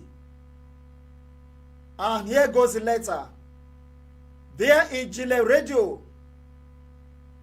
it has come to our attention that some private individuals, or perhaps Hausa Fulani government-sponsored nefarious bots, are pretending to be Paramole on social media platforms. They use our name in soliciting money from the innocent Oduduwa citizens as well as wishers. In some cases, they pretend to be recruiting in our name on those platforms, especially on Facebook, by sending recruitment links. Please warn your audience and Oduduwa citizens as a whole that Paramole will never use any social media platform either to recruit or to directly solicit funding or money by sending any link for such activities. We are not on any social media or platform and never will be. At this time, we do not require money from anybody. If we need to recruit or solicit funding, we do it on our own through our approved and saved channels, but never on social media. Anyone using our name to defraud our people in a way that tarnishes our image and reputation as Oduduwa nations fighting and defense force will be dealt with quickly. They have been warned. We will not warn them anymore before we take appropriate action against such a person or persons. And if this is being done by the Hausa Fulani government in order to unmask us or to acquire our people who show interest in our cause, their judgment will come from our own hands. Please pass this information along to other Oduduwa nation, citizens, networks, and talk shows. We thank you all, along with other networks and talk shows, for your bravery on behalf of Paramole, for enlightening the public and standing up for us, our work, and the opportunity to save our nation in truth. May Oduduwa nation, our forefathers, the spirit of our dead loved ones, and the Orishas of Oduduwa nation continue to bless you all and your families. May they bless Oduduwa children and our nation. May they be with all of you until we achieve our Oduduwa nation. Signed, the date is there. Date November 11, 2020. God bless Oduduwa nation. Orílẹ̀-èdè mi á dúró torí pé ìyà tó ń jẹ wá nílẹ̀ Oduduwa ó ti pọ̀ jù. That is it. Let's go to the market. We'll come back after the short break. Hello, Mr. Eben. Hello, Mr. Chair. When am I getting the supply? Hello. Oh, I can't hear you. This is disturbing. How do I get someone trustworthy and reliable to help me buy these goods and import them? Time is running out. My God. How do I explain this to my clients? Excuse me, sir. I think I have a solution to your problem. How can you help me? Have you heard about Calibration Logistics and Shipping Cargo? No, I've not heard about them. Calibration Logistics and Shipping Cargo is a reliable company that helps you buy goods and ship to any part of the world through sea and air. All you need to do is to connect with them, make the necessary payment, and be assured that your goods will be delivered to you in good conditions without delay. Wow, this is so interesting. Tell me more about this company. At Calibration Logistics and Shipping Cargo, your comfort and pleasure is our concern, and that is why you can visit our Mamachi restaurant with your loved ones for your continental and intercontinental dishes. Our excellent unisex salon is set to give you the perfect look and leave you outstanding. Calibration Logistics and Shipping Cargo is at Katip Kazim Malaysi, Pasha Sadek Suka, number 29, Fatih Asara, Istanbul, Turkey. Telephone call Oladapo Akiode on +905 318 330969 +905 348 548523 or +234 806 629 1798. Connect with our Nigerian office at Thomas Estate, number 5, Naziokoro, Onyebuji Street, Ajaleki, Lagos, Nigeria, or visit our branch office at number 133, Latif Adegboyega Street, Agor Palace Way, Grand Mate Bus Stop. Telephone 234 806 629 1798 or 234 903 689 5350. For more enquiries, connect with them via social media and on Facebook, Instagram, and Twitter at calibration.com or visit www.calibrationcargo.com. Email address at calibrationcargo.com. At Calibration Logistics and Shipping Cargo, we bring comfort to your doorstep.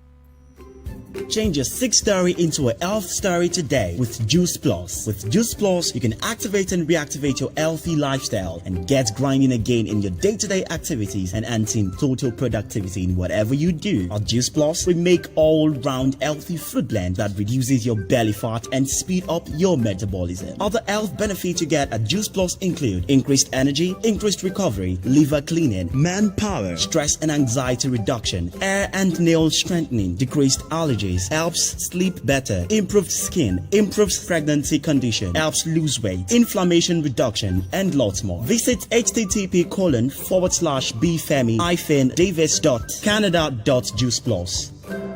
Juice Plus, health for all good.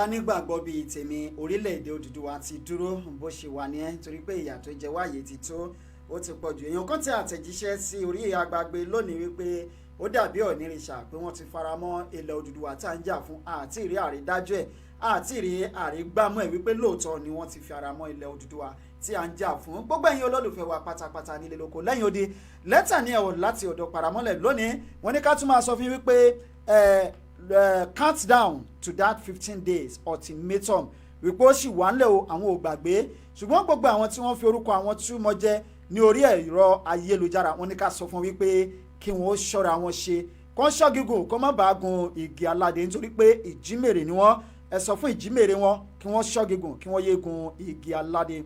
Ògúnbíyì Kẹ́hìndé wọ́n ní it's 18 minutes past 10 which is 29 minutes past 10 lọ́dọ̀ tí wọ́n sìn.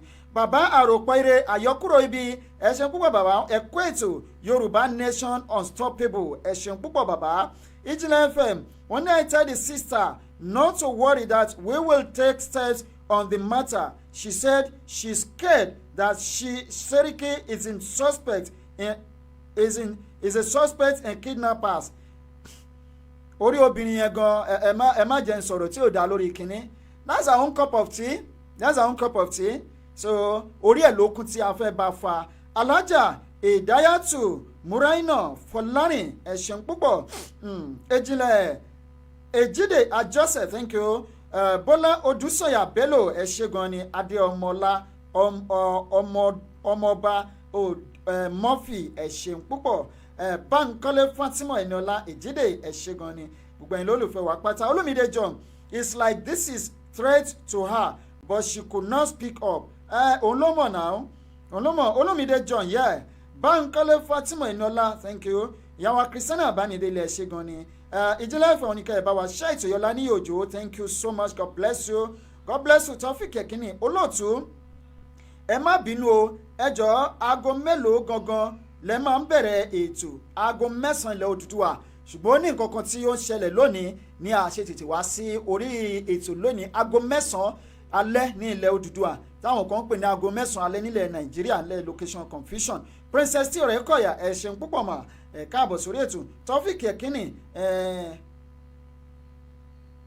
a máa dá dúró láṣẹ Ìdùmarè àti ẹ̀ ti dá dúró náà ti àwọn ọ̀tá wa lójú àti dá dúró ilẹ̀ Odùduwà ti dúró náà pẹ̀lú àṣẹ lọ́wọ́ Ọlọ́run ọba òun náà ni ẹ̀yin olólùfẹ́ wa nílé aago kan ó kù ìṣẹ́jú 29 ní orí ètò yìí wọ́n ní ká sọ fún yín pé ẹnikẹ́ni tí ó bá fẹ́ fi orúkọ àwọn recruit nílé àbí níbikíbi wọ́n ní kí a sọ fún wọn wípé kí wọ́n ṣọ́ra nítorí pé àwọn ò rán ẹnikẹ́ni ní iṣẹ́ tí ẹ bá fẹ́ ìyẹn tí ẹ bá rí ìyẹn àtẹ̀jíṣẹ́ yẹn ìwé tí wọ́n fi ṣọwọ́ sí gbogbo ọmọ Odùduwà ó ní ẹ jẹ́ kí n gbé sí ojú agbágbé nítorí pé wọ́n ní ìyà yìí ti sú àwọn fún àwọn ọmọ wa níbikíbi tí wọ́n bá wà pàápàá jùlọ àwọn tí wọ́n wà ní location confusion wípé a ò ní gbà mọ́ ó ti tó gẹ́ ọmọ Ilé-Ifẹ̀ wípé a ò gbà mọ́ o láti wákàtí lọ ẹnikẹ́ni tó bá fi orúkọ àwọn ṣe àtúmọ̀jẹ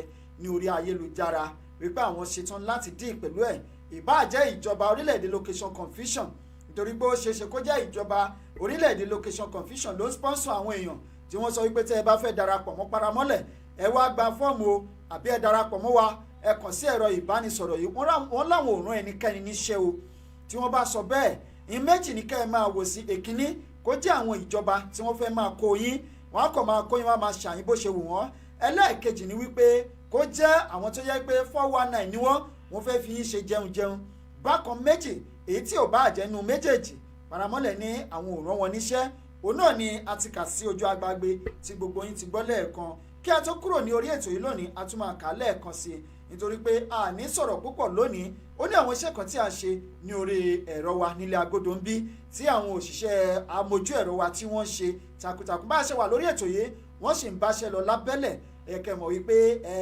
kí ó lè dá náà ni tí inú yín bá ti ń dùn tẹ́ ẹ bá ti ń gbádùn àwọn ètò wa nílé òun náà ló jẹ wá lógún níbi tí a wà yìí ẹgbẹ́ ìpolówó ọjà yín wá nítorí pé ìpolówó ọjà báyìí ni àgúnmọ̀wò ẹ kú mọ̀ pé àgbé pépà àti GoFundMe síta wípé kẹ́ ẹ máa bá wa fowó sí i ṣùgbọ́n àwọn ìpolówó ọjà tí ẹ bá gbé fún wa lórí ẹ̀ náà láti ṣe gbogbo àwọn nǹkan tí à ń ṣe lórí ètò àti lábẹ́ aṣọ kó lè dá náà ni nítorí pé ẹni tó bá fẹ́ jà fún òmìnira ilẹ̀ bàbẹ́ ẹ̀ ẹgbẹ́ ẹni tó bá fẹ́ jà fún ìtura àwọn ènìyàn kò gbọ́dọ̀ fi ti owó ṣáájú. Lóòótọ́ gbogbo wa náà là ń wá owó, kò sẹ́ni tó ń bówó ṣọ̀tá bí wọ́n ṣe ń bómi ṣọ̀tá, ṣùgbọ́n bá a ṣe ń fi owó, bá a ṣe ń bá owó àti omi ṣọ̀tá yìí, ẹ má jẹ́ kí a fi owó ṣe ohun gbogbo. Owó kọ́ ni ohun gbogbo. Ẹ jẹ́ káwọn èèyàn rí pé lágbájá yìí ń ṣe iṣẹ́ takuntakun, ẹ jẹ́ ká ràn lọ́wọ́. Ohun tí a bá fẹ́ ṣe tí ò bá ti là wá láàgùn, kó là wá lóògùn dáadáa, ká mọ̀ pé kò lè ṣeré ń bẹ̀. O kò jókòó sójú kan, o ní pé kíní pẹ́pẹ́ so káwọn èèyàn máa mówó wá, owó tí wọ́n mú wá kí ni wọ́n fi ń ṣe. Ìlágùn eléyìí táwọn èèyàn ń ṣe tó ń lágùn tọ̀sán tòru tẹ̀ ń gbowó wọn tẹ̀ ń da sápò yìí, bóun ti ẹ̀ ṣe pé ẹlẹ́dàá wọn ń kọ́. Ó yẹ ká máa bẹ̀rù, ká máa fi ìbẹ̀rù Ọlọ́run ká máa fi ṣe ohun gbogbo. Nítorí náà la ṣe gbé PayPal àti GoFundMe sí orí agbágbé wa pé ẹ máa fowó sínú ẹ̀ o. Lóòótọ́ tá a bá gbé e síbẹ̀, ọ̀pọ̀lọpọ̀ èèyàn ló máa fowó sí, ṣùgbọ́n kí ni nǹkan tá a fẹ́ fowó yìí ṣe? Ní tá a fẹ́ fowó, lóòótọ́ à ń ṣiṣẹ́ takuntakun lábẹ́lẹ̀ jẹ́ pé à ń nọ́ra àtúnná owó, à ń ná gbogbo ìgbà wa àtúnná ẹ̀mí wa lé lórí, ṣùgbọ́n síbẹ̀síbẹ̀ náà eléyìí ò ní ká gbégbá abára. Ṣùgbọ́n tí a lè fi sponsor gbogbo nǹkan tá à ń ṣe ni pé tẹ́ ẹ bá ti ń gbé ìpolówó ọjà yín wá, tá a bá ti ń bá yín polówó ọjà yín, ìpolówó ọjà tẹ́ ẹ bá gbé wá tá a bá ṣe lẹ́ẹ̀kan ṣoṣo, ká ẹ mọ̀ wípé títí ayérayé ni. Eléyìí tá a ṣẹ̀ṣẹ̀ ṣe tán yìí, ìbáà jẹ́ ẹgbàágbèje èèyàn ló wò ó tí wọ́n gbọ́, ẹgbàágbèje èèyàn náà ló máa gba advertisement yẹn, ká ẹ mọ̀ pé advertisement ẹ̀ẹ̀kan ṣoṣo a million ways, million times ni advertisement yẹn lọ. Bó ṣe wà lórí Facebook wa, bẹ́ẹ̀ ló wà lórí group wa, bẹ́ẹ̀ náà ló wà lórí page wa, bẹ́ẹ̀ náà lẹ máa rí lórí YouTube wa. Iye èèyàn tó bá wò lórí YouTube ló máa gba advertisement yín, iye èèyàn tó bá wò lórí page wa ló máa gba advertisement yín, iye èèyàn tó bá wò lórí group wa ló máa gba advertisement yín, iye èèyàn tó bá wò lórí Facebook ID wa gangan, iye wọn náà ló máa gba advertisement yín. Ẹgbẹ́ wa eléyìí yàtọ̀ sí torí rédíò nìkan ṣoṣo, bá a ṣe ń ṣe báyìí tá à ń sọ báyìí náà ni wọ́n ń gbọ́ wa lórí rédíò wa. Ẹ máa tẹ̀lé wa lórí gbogbo ẹ̀rọ wa ayélujára wa, ìbáàjẹ́ lórí Instagram tó jẹ́ ìjìnlẹ̀_radio_talking tàbí apèdègbàyè_presenter, àbí lórí péjì wa lórí Facebook ìjìnlẹ̀ FM, àbí lórí group wa ìjìnlẹ̀ FM media, àbí kẹ́ ẹ lọ sórí timeline wa lórí Facebook gangan ìjìnlẹ̀ Marcus. Ẹ lè pàdé wa lórí YouTube ìjìnlẹ̀ rédíò, àbí kẹ́ ẹ lọ sórí Twitter wa ìjìnlẹ̀ FM 2018. Kẹ́ ẹ máa follow wa, ẹ máa subscribe sí orí ètò wa. Ẹ̀yin èèyàn wa nílé, a lè máa tẹnumọ́ nǹkan náà, ṣùgbọ́n wọ́n ní ohun tó bá dunni ní pọ̀ lọ́la ẹni. Lẹ́tà tí àwọn paramọ́lẹ̀ ẹni ká fi síta fún gbogbo ẹ̀yin ọmọ Odùduwà, a sì tún máa kà á lẹ́ẹ̀kan sí i ká tó lọ lórí ètò yìí lónìí. Torí náà ẹ bá wa share ètò yìí, òun náà ni ẹ lè má rí dáadáa lórí agbágbé, ṣùgbọ́n a máa kà sí i létí kẹ́yìn lè rí i, kẹ́ ẹ lè gbọ́. Tá a bá tún wá parí ètò, a máa fi sí orí ẹ̀rọ ayélujára tí gbogbo yín máa rí lórí Facebook o, lórí WhatsApp o, lórí Twitter o, gbogbo ẹ̀ máa rí ń bẹ̀ tí gbogbo yín máa gbọ́. Wọ́n ní ká sọ fún yín pé countdown ẹ máa kà o, ẹ máa kà ní ení èjì láti ọjọ́ kẹta oṣù tá a wà yìí, ẹ máa kà ní ení èjì tó máa fi pé ọjọ́ 15 wípé àwọn ò gbàgbé. A sì tún sọ, a tún máa sọ náà ni gẹ́gẹ́ bẹ́ẹ̀ ṣe mọ̀ wípé ilẹ̀ Odùduwà yìí a gbọ́dọ̀ dìde, nítorí pé ìṣẹ̀lẹ̀ tó ṣẹlẹ̀ níbodè Sàádú lánàá ó ti dìjẹta ń sìn, ó ti dìjẹta, kì í ṣe ibodè Sàádú nìkan ló ti ń ṣẹlẹ̀. Ìkan náà ṣẹlẹ̀ lẹ́kọ̀ọ́ lónìí táwọn bàbá wa kò pè mí láti orílẹ̀-èdè location confusion tí wọ́n sọ fún wa wípé báyìí kàṣà báyìí káwòdì nílẹ̀ bàbá tiwa kí mọ́là máa fi ọwọ́ lálẹ̀ fún wa wípé o gbọ́dọ̀ gbà bí ibi ni kó o máa gbà. Ìyẹn wá ní kí ló dé nílẹ̀ bàbá tèmi, èrò kò lè jọ o, wà ní ọ̀dà tó bá bí ẹ̀dá kó o gbàbẹ̀. Bó ṣe gbàbẹ̀ ni bímọ́là ṣe fa òbẹ yọ tó sì du òpá alápá àpákú fínfín. Àwọn tó sọ wípé àwọn mọ́là wo ló ń pa àwọn wo la rí tí wọ́n ń pa ní ìsìn òun náà nìyẹn. Lóòótọ́ a kí gbogbo àwọn èèyàn wa tó wà ní agbègbè ibi tíṣẹ̀lẹ̀ ti ṣẹlẹ̀ wípé àwọn náà jà takuntakun, wọ́n jà fitafita, ṣùgbọ́n mo ní ẹ má pa wọ́n ìjọ torí Ọlọ́run, ẹ má pa mọ́là kankan, ẹ má pa Fúlàní. Kíní kan ni mo kàn fẹ́ kẹ́ ẹ máa ṣe fún wọn, ẹ máa bá wọn rán wọn níṣẹ́, ẹ kàn máa fi iṣẹ́ kékeré rán wọn, ẹ máa rán wọn níṣẹ́, iṣẹ́ ni kẹ́kọ̀ọ́ máa rán wọn. Ẹ jẹ́ kí n pe bàbá yìí bóyá wọ́n ojú ẹ̀rọ wọn bóyá ó ti máa lọ lónìí tàbí lálẹ́ yìí, ká lè gbé wọn wá sí orí ètò kí wọ́n lè sọ fún wa bí iṣu ṣe kú bí ọ̀bẹ ṣe bẹ́ ṣùgbọ́n dàbí wípé location confusion wọ́n ti pa network wọn. ẹ̀yin èèyàn wa nílé ẹ má sùn àsùnpéye ẹ má sùn àsùnpara àti pariwo àti kígbe àti wàásù ìwàásù tó tún wá kù ní ìsìn tá a fẹ́ máa wàásù ni wípé ìwàásù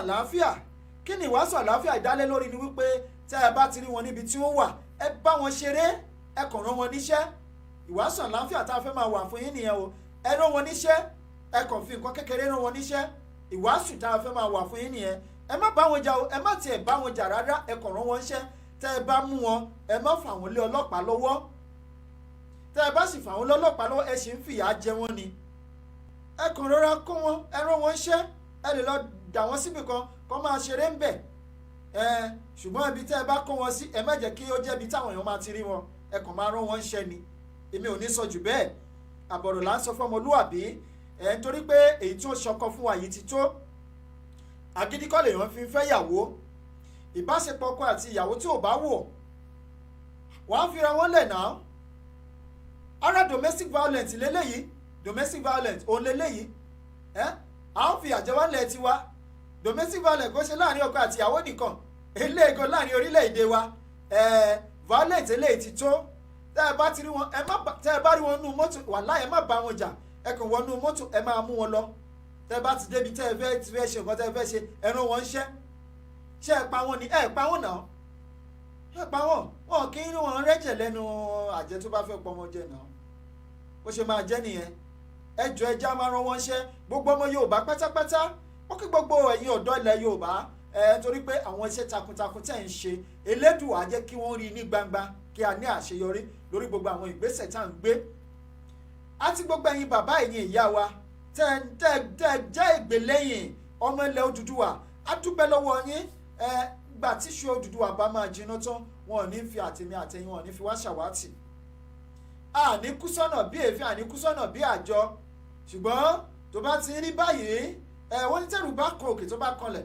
ó níbìkan àgbé sí ọmọ aládé ni wá ọba lónìlẹ̀ tó bá láṣẹ ẹ jẹ́ ká máa pàṣẹ ṣe rí àṣẹ tí wọ́n pa lókè ẹ jẹ́ kí wọ́n máa pa ṣùgbọ́n àwọn ọlọ́pàá àtàwọn gómìnà àtàwọn ọba ni wọ́n pàṣẹ fún káwa náà aládé ni wá ọmọ aládé ni mí ọmọ aládé lẹ́yìn náà ẹ jẹ́ káwa náà máa pàṣẹ láyè tiwa tá a bá ti rí wọn ṣèbí ọba lónìlẹ̀ ọba ló ba lóhun gbogbo náà ọba lè dá àwọn aráàlú iṣẹ́ ẹ kàn sí àrùn wọn iṣẹ́ kékeré kan ẹ kàn fi kékeré kẹkàn fún wọn ẹ fi rán wọn iṣẹ́ kọ́ máa lọ bẹ́ẹ̀ ibi tẹ́ ẹ bá bá wọn jà ẹ má bá wọn jà ẹ jọ torí Ọlọ́run ṣùgbọ́n ṣá ẹ dìde láti dìfẹ́ǹdì ìlú yín èyí tá à ń sọ yìí dùn àti iṣẹ́ àwàdà látẹ̀kan èyí tá à ń sọ yìí dùn ẹ jẹ́ ká dìde ká jà fúnlẹ̀ bàbá tiwa nítorí pé tá a bá dìde ká jà fúnlẹ̀ bàbá tiwa àwọn bàbá wa tẹ̀ ń wò lókè yìí ṣé àwọn bàbá olówó pósí kọ́ àwọn bàbá olówó pósí tó ní pósí láṣìírí ẹlòmíì tẹ́ ẹ bá rí ìtẹ́lòmíì ṣe nínú àwọn olórí tẹ́ ń wò yẹn tẹ́ ẹ bá débẹ̀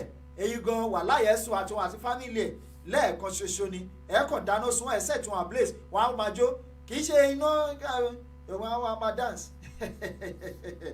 ẹ̀yin èèyàn wa nílé ẹ jẹ́ kí a máa palẹ̀mọ́ díẹ̀díẹ̀ ìṣẹ́jú méjìdínlógún ló kù lórí ètò yìí lónìí ẹ má bínú pé ó ṣe díẹ̀ kí a tó wá sórí ètò ó ní tá a máa ń ṣe nílẹ̀ bàbá tiwa tó bá ti di láago kan òru iṣẹ́ ìlú náà ní kélédùà kí ó fún wa ṣe àṣeyè báyìí lálákàn ṣepo gbogbo ẹ̀yin tẹ́ ẹ bá ti gbìyànjú tẹ́ ẹ ti ṣetán láti jà fúnlẹ̀ Odùduwà a máa ṣe débi èrè a máa ṣe délẹ̀ ìlérí ẹni tó bá ní àní délẹ̀ ìlérí irú wọn gangan là ní délẹ̀ ìlérí bá ẹni tó bá ní àní ṣe àṣeyọrí irú wọn ni ò ní ṣe àṣeyọrí ẹni tó bá ní àní jà àjàyè kágbálẹ̀ tiwa nínú oko ẹrú táwọn olórí wa fi wá síyè nítorí pé òmìnira kọ́ la fẹ́ gbà gẹ́gẹ́ bá a ṣe máa ń sọ ṣùgbọ́n àwọn olórí wa náà kò mọ̀ọ́mọ̀ nítorí ìwà àjẹbánu wọn ìjẹkújẹ ìtẹnubọlẹ̀ tọ́tọ́tọ́tọ́tọ́ tó máa pa wọ́n ó máa padà pa wọ́n náà nì nítorí pé ẹni tó bá ti ń jẹ̀jẹ̀kújẹ kò sí ó di dandan kó tútùkùtù ẹni tó bá ti ń tútùkùtù ó di dandan kó rírìkúrì ẹni tó jẹ́ ìbálẹ̀ tí rírìkúrì ṣekúṣe ló máa ń bárù wọn bẹ́ẹ̀ ni pàfitán àyàfi tó bá jẹ́ pé àwọn olórí wa pé wọ́n ṣe nǹkan tó dáa nìkan ìwọ̀nba olórí wa tó bá ń ṣe nǹkan tó dáa láti tì wá lẹ́yìn láti tú wa kúrò nínú ìṣòro tá a wà yé alágbára lọ́wọ́ Ọlọ́run ọba wọn ní tó bá kù díẹ̀ kọ́mọ olórí ó ti sí kòtò mọ̀lọ́mọ́ná ṣiṣẹ́ ìmọ́lẹ̀ bó bá kù díẹ̀ kínkínní báyìí kó kó sínú ìyọnu àti inú ìbànújẹ́ ayérayé elédùwà gbé àwọn áńgẹ́lì dìde kódà gbé òkúta ilẹ̀ dìde wọn kó yọ. bẹ́ẹ̀ ni irú wọn lọ́lọ́run sọ wípé ọlọ́run yóò pàṣẹ fún àwọn áńgẹ́lì rẹ̀ nítorí tirẹ̀ wọn yóò gbé ẹlẹ́kẹ̀ ní ọwọ́ wọn ò ní jẹ́ kí ẹsẹ̀ rẹ̀ kó gbé òkúta. ṣùgbọ́n gbogbo àwọn olórí wa tó ní pé dandan o àfi kí wọ́n tà wá sóko ẹrú àfi ká kú sóko ẹrú. atúlá àti ìwọ̀ báyìí kì í jẹ́ràn ọ̀jẹ́ ó sinmi. bẹ́ẹ̀ ni wọ́n ní bí àlá báyìí ní í ṣe kinní kan bẹ́ẹ̀ ni koríko ojú omi ò kí ń nísìmí wọn ò ní nísìmí láyé torí pé àwọn tí a wà lókè òkun lóòótọ́ ara lè tù wá ṣùgbọ́n àwọn òkókó sì wà tójú wa máa ń rí gẹ́gẹ́ bí ẹ̀gbin yọ̀rọ̀ tí ò yẹ kójú wa máa rí tó yẹ pé nílùú bàbá wa wọn bí ìyá láyà fọ́fadà ẹni náà dákọ́ máa ṣerú ẹ̀ sí wa nílùú wa wà láyà jẹyàn ẹ̀ níṣu pàápàá jùlọ nígbà tá a ti mọ ọwọ́ ọ̀tún yàtọ̀ sọ́wọ́ òsì tá a ṣe dọ̀dọ̀yọ̀ tí wọ́n máa fi ọwọ́ àṣàrò bá lẹ́nu tá a sì máa wà á máa tún máa dúpẹ́ ṣe ń sàn yẹsà ọ̀ráìsì bàbá rere bàbá kẹ̀ àpáàtè àgbàlámọ̀ tó ju àgbàlágbì lọ tẹ̀mí mọ́lẹ̀ kó o kọjá ikú tó bá máa pa kó máa pa ọlọ́run ò ní jẹ́ àwọn ni kú máa pa àwọn olórí wa tí ò bá ṣe dáadáa ni kú máa pa tìrantìran ilẹ̀ yìí sẹ̀ pé ànígbàlẹ̀ Odùduwà ẹni tó bá ní ànígbà wà láyà kú sọ́nà bí èéfín ni à ń fojú rílẹ̀ ìlérí báyìí kò ní débẹ̀ tó bá tún wá débẹ̀ tó kò ní jèrè ilẹ̀ náà ẹ ṣáàjọ àwọn tá a ní tẹ́ ẹ fẹ́ máa bá wa ṣe ni wípé póònù àti petition ẹ máa bá wa sáìn ẹ̀ bá a ṣe máa lo legal way bẹ́ẹ̀ náà la ṣe máa lo illegal way láti gbára wa èèyàn tó bá fẹ́ ja ìjà òmìnira tó bá gbẹ́kẹ̀lé legal way nìkan kò lè gba òmìnira ká má tanra wa kò lè gba ìtúsílẹ̀ ẹ jẹ́ ká wò ó ká wá fi ọ̀gá àti ọmọṣẹ́ ká fi ṣe àpèjúwe ọmọṣẹ́ tó bá mọṣẹ́ jù tó bá jáfáfá tó ń kọ́ṣẹ́ lábẹ́ ọ̀gá kó mọṣẹ́ ju ọ̀gá lọ kó jẹ́ nǹkan tó yẹ pé irinṣẹ́ gidi fọ́gá ọ̀gá ò ní fẹ́ kiri wọn fi òun lẹ̀ láéláé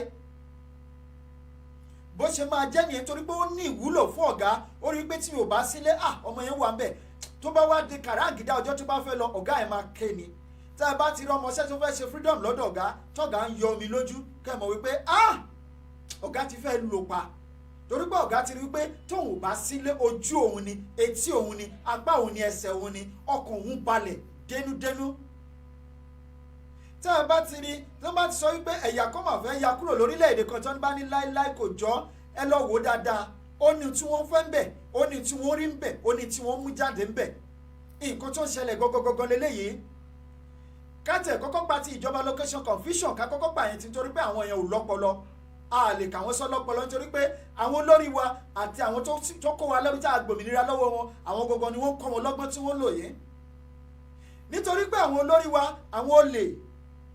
àwọn olè yes àwọn olè mo tún sọ lẹ́lẹ́ẹ̀kẹta nítorí pé wọ́n mọ̀ pé ó ní ìkókó tí wọ́n ń jẹ lára wa nítorí pé wọ́n mọ̀ pé ó rí ìkókó tí wọ́n jẹ lórí ilẹ̀ wa wọ́n mọ̀ pé tá a bá lọ tán àwọn ò lè rí jẹ mọ́ ni wọ́n ṣe ń sọ wípé òmìnira yìí tẹ́ ẹ bá lọ ẹ máa jìyà tẹ́ ẹ bá rọ́ lórí tó sọ wípé tá a bá kúrò nílẹ̀ Nàìjíríà pé ìyà máa jẹ wá ẹ sọ fún wípé ìran ìkẹwàá nìyà máa jẹ ẹ wá béèrè pé gbogbo nǹkan tí a achieve nílẹ̀ Yorùbá ní Western region nígbà ayé Western region wípé kí la fi achieve ẹ béèrè lọ́wọ́ wípé region wo ló develop jù ní gbogbo Western region ní gbogbo Africa tó ní fastest growing region ní gbogbo Africa nígbà tí a fi ń develop ara wa ẹ béèrè lọ́wọ́ wípé region wo nìyẹn wípé orílẹ̀-èdè wo nìyẹn ẹkùn wo ni ẹ wá béèrè wípé kí ni nǹkan tí a fi achieve ẹ̀ ńgbà náà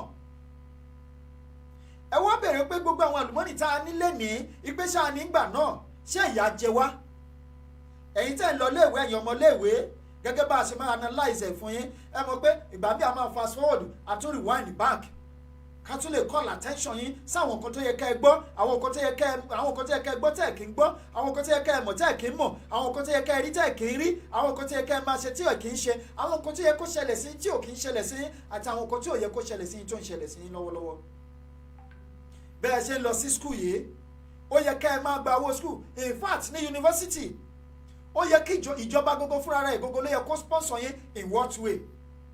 Ó yẹ kí ìjọba kó gbé ètò kan kalẹ̀ àti àwọn báǹkì kó gbé ètò kan kalẹ̀. Ẹni tí ìjọba ò bá yá lówó tí bá sọ pé ẹ máa ní option méjì, ìsáyẹ̀dà kó yẹ pé báǹkì lẹ ti máa yá owó tẹ́yìn máa fi sanwó school ara yín.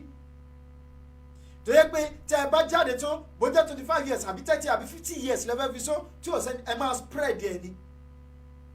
Tí ò yẹ káwọn òbí kó máa làkàkà lórí ká ẹ tó lọ léèwé. Tó bá tún jẹ́ ọwọ́ ìjọba náà, ìjọba máa spread ẹ̀ fún yín. Èló ló fẹ́ máa san lóṣooṣù. Bó ṣe yẹ kó rí nìyẹn from primary level to secondary level kò sí nǹkan tó ní kọ́mọ school máa sanwó. Kò sí nǹkan tí ẹ kẹ́ ẹ máa sùn ẹ lọ wò ó. Mo sì tún máa jáde lẹ́nu ọjọ́ mẹ́ta yẹn màá wá tún fi ìlú orílẹ̀-èdè Turkey bó ṣe wà màá fi hàn yẹn.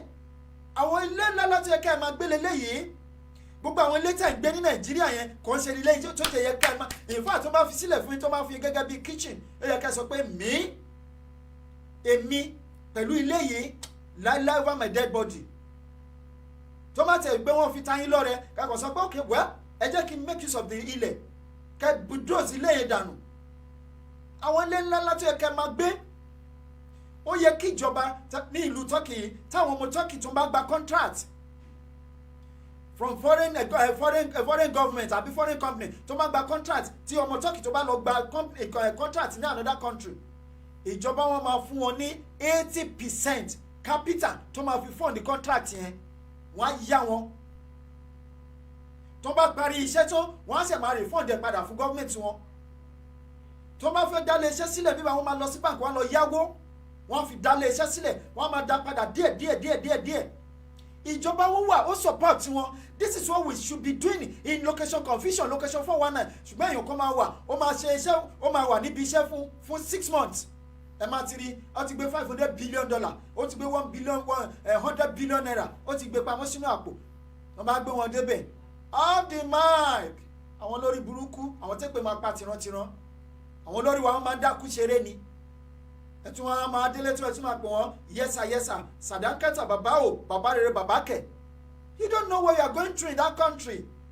Torí náà ńgbà míì tabari tí bá ń sọ fáwọn èèyàn ńgbà míì tí wọ́n sọ pé ẹ jẹ́ ká fi lẹ̀ táwọn ọ̀dọ́ bá tiẹ̀ débẹ̀ gan táwọn yẹn gan rẹ́dí àti ṣe ṣọ́fọ́rí ti ẹnu mú. Àbí ṣó sọ pé you must die in that position tí o wà lẹ́nìí. You are not supposed to be in that position. You are in predicament. Abject poverty ló wà if you don't know. Ẹ gbọ́ bí àwọn akọ́ṣe pè lánàá wípé ìgbà táwọn wà ní Nàìjíríà bàbá wa kan náà tún pè láti Dubai wípé ìgbà táwọn wà ní Nàìjíríà àwọn rò pé bí gbogbo the whole world ṣe rí ní Nàìjíríà ṣe rí. Ìgbà tó ń dé Muritala Muhammed International Airport bíbá ẹ máa fáyìn kẹ́ o. Ìgbà tó kúrò ń bẹ̀ kó tó dé Qatar àwọn tí wọ́n sọ pé bíbá ẹ máa dá kẹ́ o few hours ago wọ́n wá fi èpè ránṣẹ́ sí ìjọba Nàìjíríà. Ìgbà tó wá dé airport Dubai wọ́n pé ẹlẹ́dàá o nǹkan tí wọ́n fi ojú yín rí ní Nàìjíríà nìyẹn tó fi ojú yín rí nìyẹn kò sí nǹkan tó ní pé kẹ́ ẹ máa làkàkà kẹ́ ẹ tó sanwó ná ìtẹ́ ẹ bá ń lò ló yẹ kẹ́ ẹ máa sanwó ẹ̀ ẹ wò ó sì wọ́n ti increase owó epo ṣèbí last month ni wọ́n ṣe increase ẹ̀ wọ́n tún ti increase ẹ̀ ń sìn lẹ́ni sọ ti take effect to 170 naira epo dẹ̀ ń já ní world market and we are number 7 largest oil producing nation in the world. Wọ́n máa fi bread wọ́n máa fi kó yín lómi ọbẹ̀ jẹ. Ètò tí wọ́n á dùn mí ni pé àwọn míì tó yẹ pé ó wà educated tá bá ń sọ fún wọn they won't listen to us until tí kíní ẹ̀ bá wá ṣẹlẹ̀ sí wọn. That is why tí mo ṣe pity àwọn tí nǹkan kan yẹn ṣẹlẹ̀ sí níbodè sàdúlànà àbíjẹta. I don't pity them because wọ́n ní awífúnni kó tó dání àgbà ìjàkadì ni. A ti sọ fún wa ti pariwo àti yanyan ẹ̀wọ̀ arábìnrin yìí sì tọ́ ní kó wọ́n fẹ́ jà fún tó tún wá sá kiri wọ́n ní àìlè sọ̀rọ̀ ní ìpìlẹ̀ orí burúkú òwò ara ẹni tó fẹ́ jà fún ẹ òwò á sá kiri àti gbé kéèsì lẹ́kẹ̀ẹ́tì mo ti sọ fún yín pé kinní kan mo ti sọ fún yín pé kinní kan tá nìyà ń jẹ ṣáwa nìyà ń jà báwọn à ń torí ọ̀jà níta ló ń jà lẹ́yìn ìkùlé òun wọ́n ní tí o bá ń gbọ́ gbègbè tí o bá gbé lọ́jọ́ sí wọ́n gbé sẹ́yìn kúlẹ̀ but today wọ́n á gbé sórí bẹ́ẹ̀dì ẹ wọ́n á fi ṣàkóbá fún ẹ. Ìwọ̀nba làwa lè sọ nítorí pé ohun tí àwa ń rí ẹ̀yin ò rí ìdí rèé tó fi jẹ́ wípé we keep saying it, we keep telling you this. Otherwise ìwọ̀nba ló yẹ ká sọ. Tábà ti bá yín wí tẹ́ ẹ̀ bá ti gbọ́, well, let's leave it aside. But as far as we are concerned, lórí ilẹ̀ Odùduwà yẹn, we must take our land. We must free our land from the oppressors. Inú ilé láti máa bẹ̀rẹ̀. Inú ilé láti máa bẹ̀rẹ̀. Àwọn tí wọ́n pera wọn lólórí ìyà, olórí ìṣẹ́, olórí má ṣàǹfààní, tí wọ́n kó wa sínú ìyọnu yìí, we need to deal with them one by one. So after that, a ṣẹ̀ṣẹ̀ máa wá mọ nǹkan tó kù. Tó bá dẹ̀ tún wá jẹ́ pé ká ẹlẹ́yọrọ jìnnà ká tún wá fi ààbò fún adìyẹ, we are gonna do it, but we are gonna take our land from them. Àtàwọn àtọ̀húnrèwá àti àwọn tó wà nínú ilé tó ń pera wọn lọ́mọ àlè, tó ń pera wọn lọ́mọ akọ tó yẹ pọ̀ mọ́ àlè ni wọ́n. Ẹ̀wọ́ ẹ̀yẹ èèyàn wa, ẹ jẹ́ kí a máa round up lénìí tó bá di ní ọ̀la òde yìí. But before we go, ẹ jẹ́ kí a tún ka lẹ́tà yẹn lẹ́ẹ̀kan sí i, gbogbo ẹ̀yin ọmọ ilẹ̀ Odùduwà. Ẹ bá wa yí sókè, ẹ bá wa share rẹ̀. Ẹ bá wa yí sókè, ẹ bá wa share rẹ̀. Here goes the letter. Paramole, in defense of Odùduwà nation. Letter to Ijinle FM radio.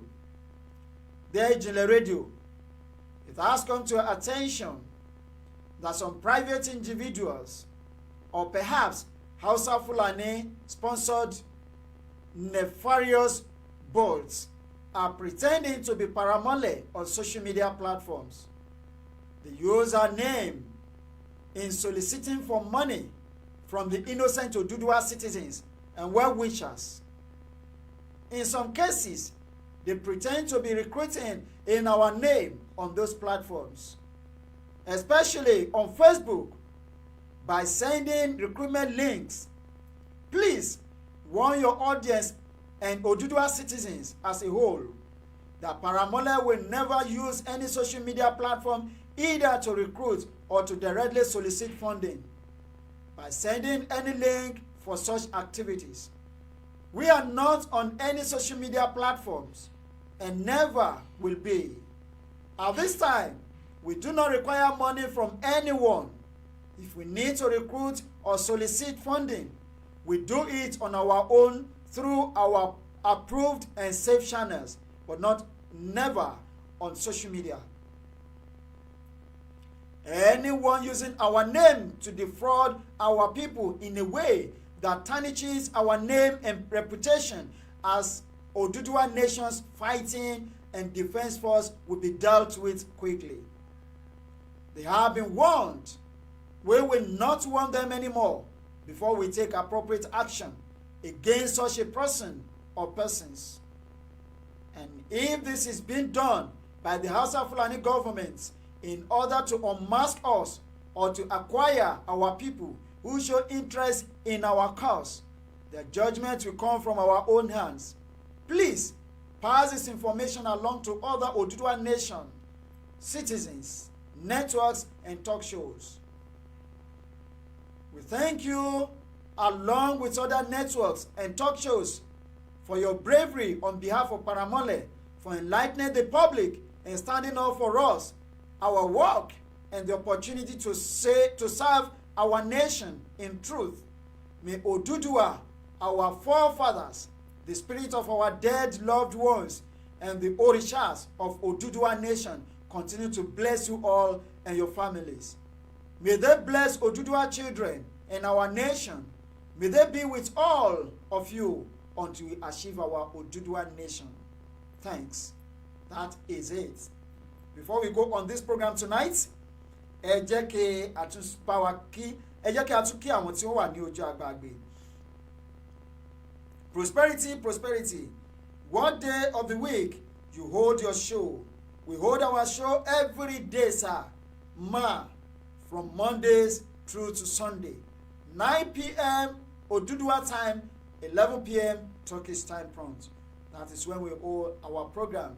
Sometimes we come online when we are free. We come online in the afternoon as well. 3 p.m. Turkish time, 1 p.m. Odùduwà time. From Mondays through to Sunday. God bless Odùduwà Nation. Adeleke Kazim, well done, sir.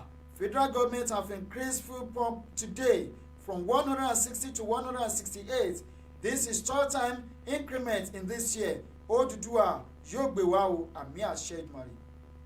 Taofeek Yekini olóòtú ẹnikẹ́ni tó bá forúkọ àwọn paramọ́lẹ̀ gba owó lọ́wọ́ àwọn ènìyàn ilẹ̀ Odùduwà á bí wọ́n láṣẹ Èdùmàrè, àmì àṣẹ Èdùmàrè. That's where we're calling the attention of the member of the public now. Pé kó wà wíẹ̀ kò sí anybody tó ní kó máa recruit fún wọn. Wọ́n ní tí wọ́n bá fẹ́ recruit fún àwọn fúnra ara wọn, àwọn fúnra wọn ni àwọn máa pe àwọn tí wọ́n bá need the services ẹ̀. Then when it comes to fundraising, wọ́n ní tó bá tún àsìkò àwọn máa sọ. But for now, wọ́n send anybody láti gba owó on their behalf. That is it. Adé Ọmọọlá Murphy, Ọmọọba Murphy, ẹ ṣé púpọ̀.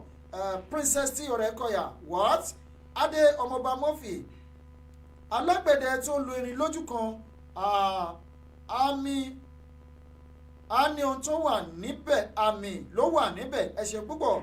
Ìjìnlẹ̀ FM, Adé Ọmọọba Murphy, thanks for sharing. Taofeek Yekini, thanks for sharing. Christiana Bamidele, ẹ ṣeun ìyá wa. Sulaiman Yusuf, àmì o. Ìjídé Àjọṣe, àmì. Olúmídé John, no audio sir, no audio kẹ̀. Ẹ wo orí fóònù yín dáadáa. Lamidi Kamolidin, àmì. Taofeek Yekini, àmì àṣẹ Èdùmàrè, ẹ ṣeun púpọ̀. Ìjídé Àjọṣe, ọmọ orí igbá kì í rídìí jókòó, wọn kò ní rídìí jókòó, àmì àṣẹ Èdùmàrè. Adé Ọmọọba Murphy, thanks for sharing. Ìjídé Àjọṣe, Bánkọ́lé Fatima Eniola, iṣẹ́ lẹ̀ ṣe o, àṣeyọrí á tó wa lọ́wọ́ láṣẹ Èdùmàrè, àmì àṣẹ Ọlọ́run Ọba. Ìjídé Àjọṣe, àmì o. Fọlákẹ́mi Bello, ẹ̀ka alẹ́sà ẹ̀kú ètò Odùduwà àgbèwà o, àmì àṣẹ Èdùmàrè. Ẹ ṣeun púpọ̀. Taofeek Yekini tẹ́ ẹ bá wa ṣàmì. Princess T Ọ̀rẹ́kọ̀yà, God bless Yorùbá nation. Taofeek Yekini, bẹ́ẹ̀ ni olóòtú. Ìjìnlẹ̀ FM, wọ́n ní ẹ bá wa pé ètò yìí. Felicia Oleka Babayemi, amen. Aríṣekọ́lá Oyèkán, True Talk. Ìjìnlẹ̀ FM, Felicia Oleka Babayemi, thanks for sharing. Ṣọ́nàkè Yẹmisí, True Talk. Taofeek Yekini olóòtú, ọ̀rọ̀ lẹ́sọ kò sí rọ́ńbẹ́, ẹ kú iṣẹ́, ẹ kú ìtẹ̀síwájú, ẹ ṣeun púpọ̀. Aríṣekọ́lá Oyèkán, they are educated fools. They are educated fools ni wọ́n, bàbá ìjìnlẹ̀, ẹ ṣeun púpọ̀. Taofeek Yekini, Ọlọ́run a máa fún yín ṣe láṣẹ Èdùmàrè, àmì àṣẹ Ọlọ́run Ọba. Kọ́lé Akínsíkù, ẹ ṣeun púpọ̀. Ìjídé Àjọṣe, cool. Taofeek Yekini, àmì àṣẹ. Bàbá Àròpáire, ajúwa ṣe o. Bánkọ́lé Fatima Eniola, Ọlọ́run máa gba ilẹ̀ Odùduwà fún wa, àmì àṣẹ. Yẹ́wọ́n fún Kẹ́bẹ̀lú, ẹ kú ètò bàbá Marcus, ẹ kú iṣẹ́ takuntakun. Ọlọ́run Olódùmarè a máa fún yín ṣe láṣẹ Èdùmàrè, àmì àṣẹ Ọlọ́run Ọba. Fúnkẹ́, ìyá wa Fúnkẹ́ Bello, ọ̀nà ti là fún wa lágbára Ọlọ́run ẹlẹ́dàá àti àṣẹ̀dá Odùduwà nation. Olúwatóyìn Ayọ̀míkún Jacob, ẹ ṣeun púpọ̀. Wọ́n ní ẹ kú ètò, ẹ ṣeun púpọ̀. Olúwatósìn Ayọ̀míkún Jacob, ẹ ṣeun púpọ̀. Wọ́n ní gbogbo ìyá wa Fúnkẹ́ Bello, wọ́n ní gbogbo ẹni tó bá ń kọ́ ni ṣèṣe ikú ló máa pa, tó bá ń kọ́ ni ṣiṣẹ́ ikú ló máa pa irú àwọn ènìyàn bẹ́ẹ̀. Ẹ ṣeun púpọ̀. Ìyá wa Ayọ̀ Brown olóòtú, ẹ kú ètò tà, ẹ kú iṣẹ́ takuntakun Odùduwà. Ìyá wa Felicia Oleka Babayemi, amen, in Jesus name we will pray. Ìyá wa Fúnkẹ́ Bello, wọ́n ní àlàáfíà Ọlọ́run kò ní fi yín sílẹ̀ láíláí, àmì àṣẹ. Bàbá Olúsànyà Bello, ẹ ṣeun púpọ̀. Fọlákẹ́mi Bello, ẹ kú iṣẹ́. Wọ́n ní ẹ ti ṣe àṣeyọrí lágbára lọ́wọ́ Ọlọ́run Ọba. Ìfẹ́dáyọ̀ Akọ́mọláfẹ́, ẹ kú iṣẹ́ brother. Ìyá wa Felicia Oleka Babayemi, amen. Òtítọ́, ìyá wa Fúnkẹ́ Bello, òtítọ́ ló máa lékè irọ́ lágbára Ọlọ́run Olódùmarè, àmì àṣẹ Èdùmàrè. Ẹ jẹ́ ká lọ sí ojú ọjà kí a tó dágbére ní orí ètò yìí lónìí lẹ́ẹ̀kan sí i ká tó kọ orin ilẹ̀ Odùduwà. Hello, Mr. Abel. Hello, Mr. Chair. When am I getting the supply? Hello. Oh, I can't hear you. This is disturbing. How do I get someone trustworthy and reliable to help me buy these goods and import them? Time is running out, my God. How do I explain this to my clients? Excuse me, sir. I think I have a solution to your problem. How can you help me? Have you heard about Calibration Logistic and Shipping Cargo? No, I've not heard about them. Calibration Logistic and Shipping Cargo is a reliable company that helps you buy goods and ship to any part of the world through sea and air. All you need to do is to connect with them, make the necessary payment, and be assured that your goods will be delivered to you in good conditions without delay. Wow, this is so interesting. Tell me more about this company. At Calibration Logistic and Shipping Cargo, your comfort and pleasure is our concern, and that is why you can visit our Marmachi restaurant with your loved ones for your continental and intercontinental dishes. Our excellent unisex salon is set to give you that perfect look and leave you outstanding. Calibration Logistic and Shipping Cargo is at Katip Kazim Malaysi, Pasha Sadek Suka, number 29, Fatih Asara, Istanbul, Turkey. Telephone Call Oladapo Akiode on +905 318 330969 +905 348 548523 or +234 806 629 1798. Connect with our Nigerian office at Thomas Estate, number 5, Nazio Kuro, Onyebuji Street, Ajaleki, Lagos, Nigeria, or visit our branch office at number 133, Latif, Adegboyega Street, Agor Palace Way, Grand Mate Bus Stop. Telephone 234-806-629-1798 or 234-903-689-5350. For more enquiries, connect with them via social media handle on Facebook, Instagram, and Twitter at calibration.com or visit www.calibrationcargo.com. Email address at calibrationcargo.com. At Calibration Logistic and Shipping Cargo, we bring comfort to your doorstep. Change your 6-story into a elf story today with Juice Plus. With Juice Plus, you can activate and reactivate your healthy lifestyle and get grinding again in your day-to-day activities and enhancing total productivity in whatever you do. At Juice Plus, we make all-round healthy fruit blend that reduces your belly fat and speed up your metabolism. Other health benefits you get at Juice Plus include increased energy, increased recovery, liver cleaning, manpower, stress and anxiety reduction, hair and nail strengthening, decreased allergies, helps sleep better, improves skin, improves pregnancy condition, helps lose weight, inflammation reduction, and lots more. Visit http://bfemi-davis.canada.juiceplus. Juice Plus, health for all good. bẹ́ẹ̀ni ẹ̀yin èèyàn wa ẹ̀sùn púpọ̀ yìí tí ẹ ti wà lónìí ojú tẹ́ fi wọ́ ní fọ́ tí ẹ fi gbọ́ wà nídìí ọwọ́ tẹ́ fi bá wa ṣe àìtó lónìí kò ní kàn ìsàlẹ̀ àpò ẹ jẹ́ ká wo àtẹ̀jíṣẹ́ tí ó wà ní ojú àgbàgbé rédíò wa ní òní kí á kà síta. Fákúnlé Ọláìdé Sànúsí, the Lord is your strength. Wọ́n ní good evening sir, ẹ ṣeun púpọ̀ àdúpẹ́ lọ́wọ́ yín, ẹ ṣeun púpọ̀ o ẹ̀yin èèyàn wa ẹ máa fọ́lọ̀ gbogbo platform wa ẹ gbé ìpolówó ọjà yín wá kí a bá yín polówó ẹ̀ nítorí pé ìpolówó ọjà báyìí ni àgúnmọ̀wò etí wa kò ní kọ ire o, etí wa gbọ́re ojú wa máa rí ire, etí wa ò ní gbóbi ojú wa ò ní rí ibi, a ò ní fi ọwọ́ wa gbọ́mọ sí wọn a sì ní kan ìdí nínú iyọ̀. Ilẹ̀ Odùduwà tí à ń sáré títí tèyé abáwaláyé abáwaláyé abáwa ní ààyè ara wa. Ọdún lọ sópin báyìí kò ní di gbogbo wa mẹ́rù lọ́wọ́ ẹ̀ṣẹ̀ púpọ̀ ìyá wa Diana Agunbíadé àti Bọ́lá Odúsọ̀yà Bello ẹ̀ṣẹ̀ púpọ̀ ó di ọ̀la kí a fi rè pàdé.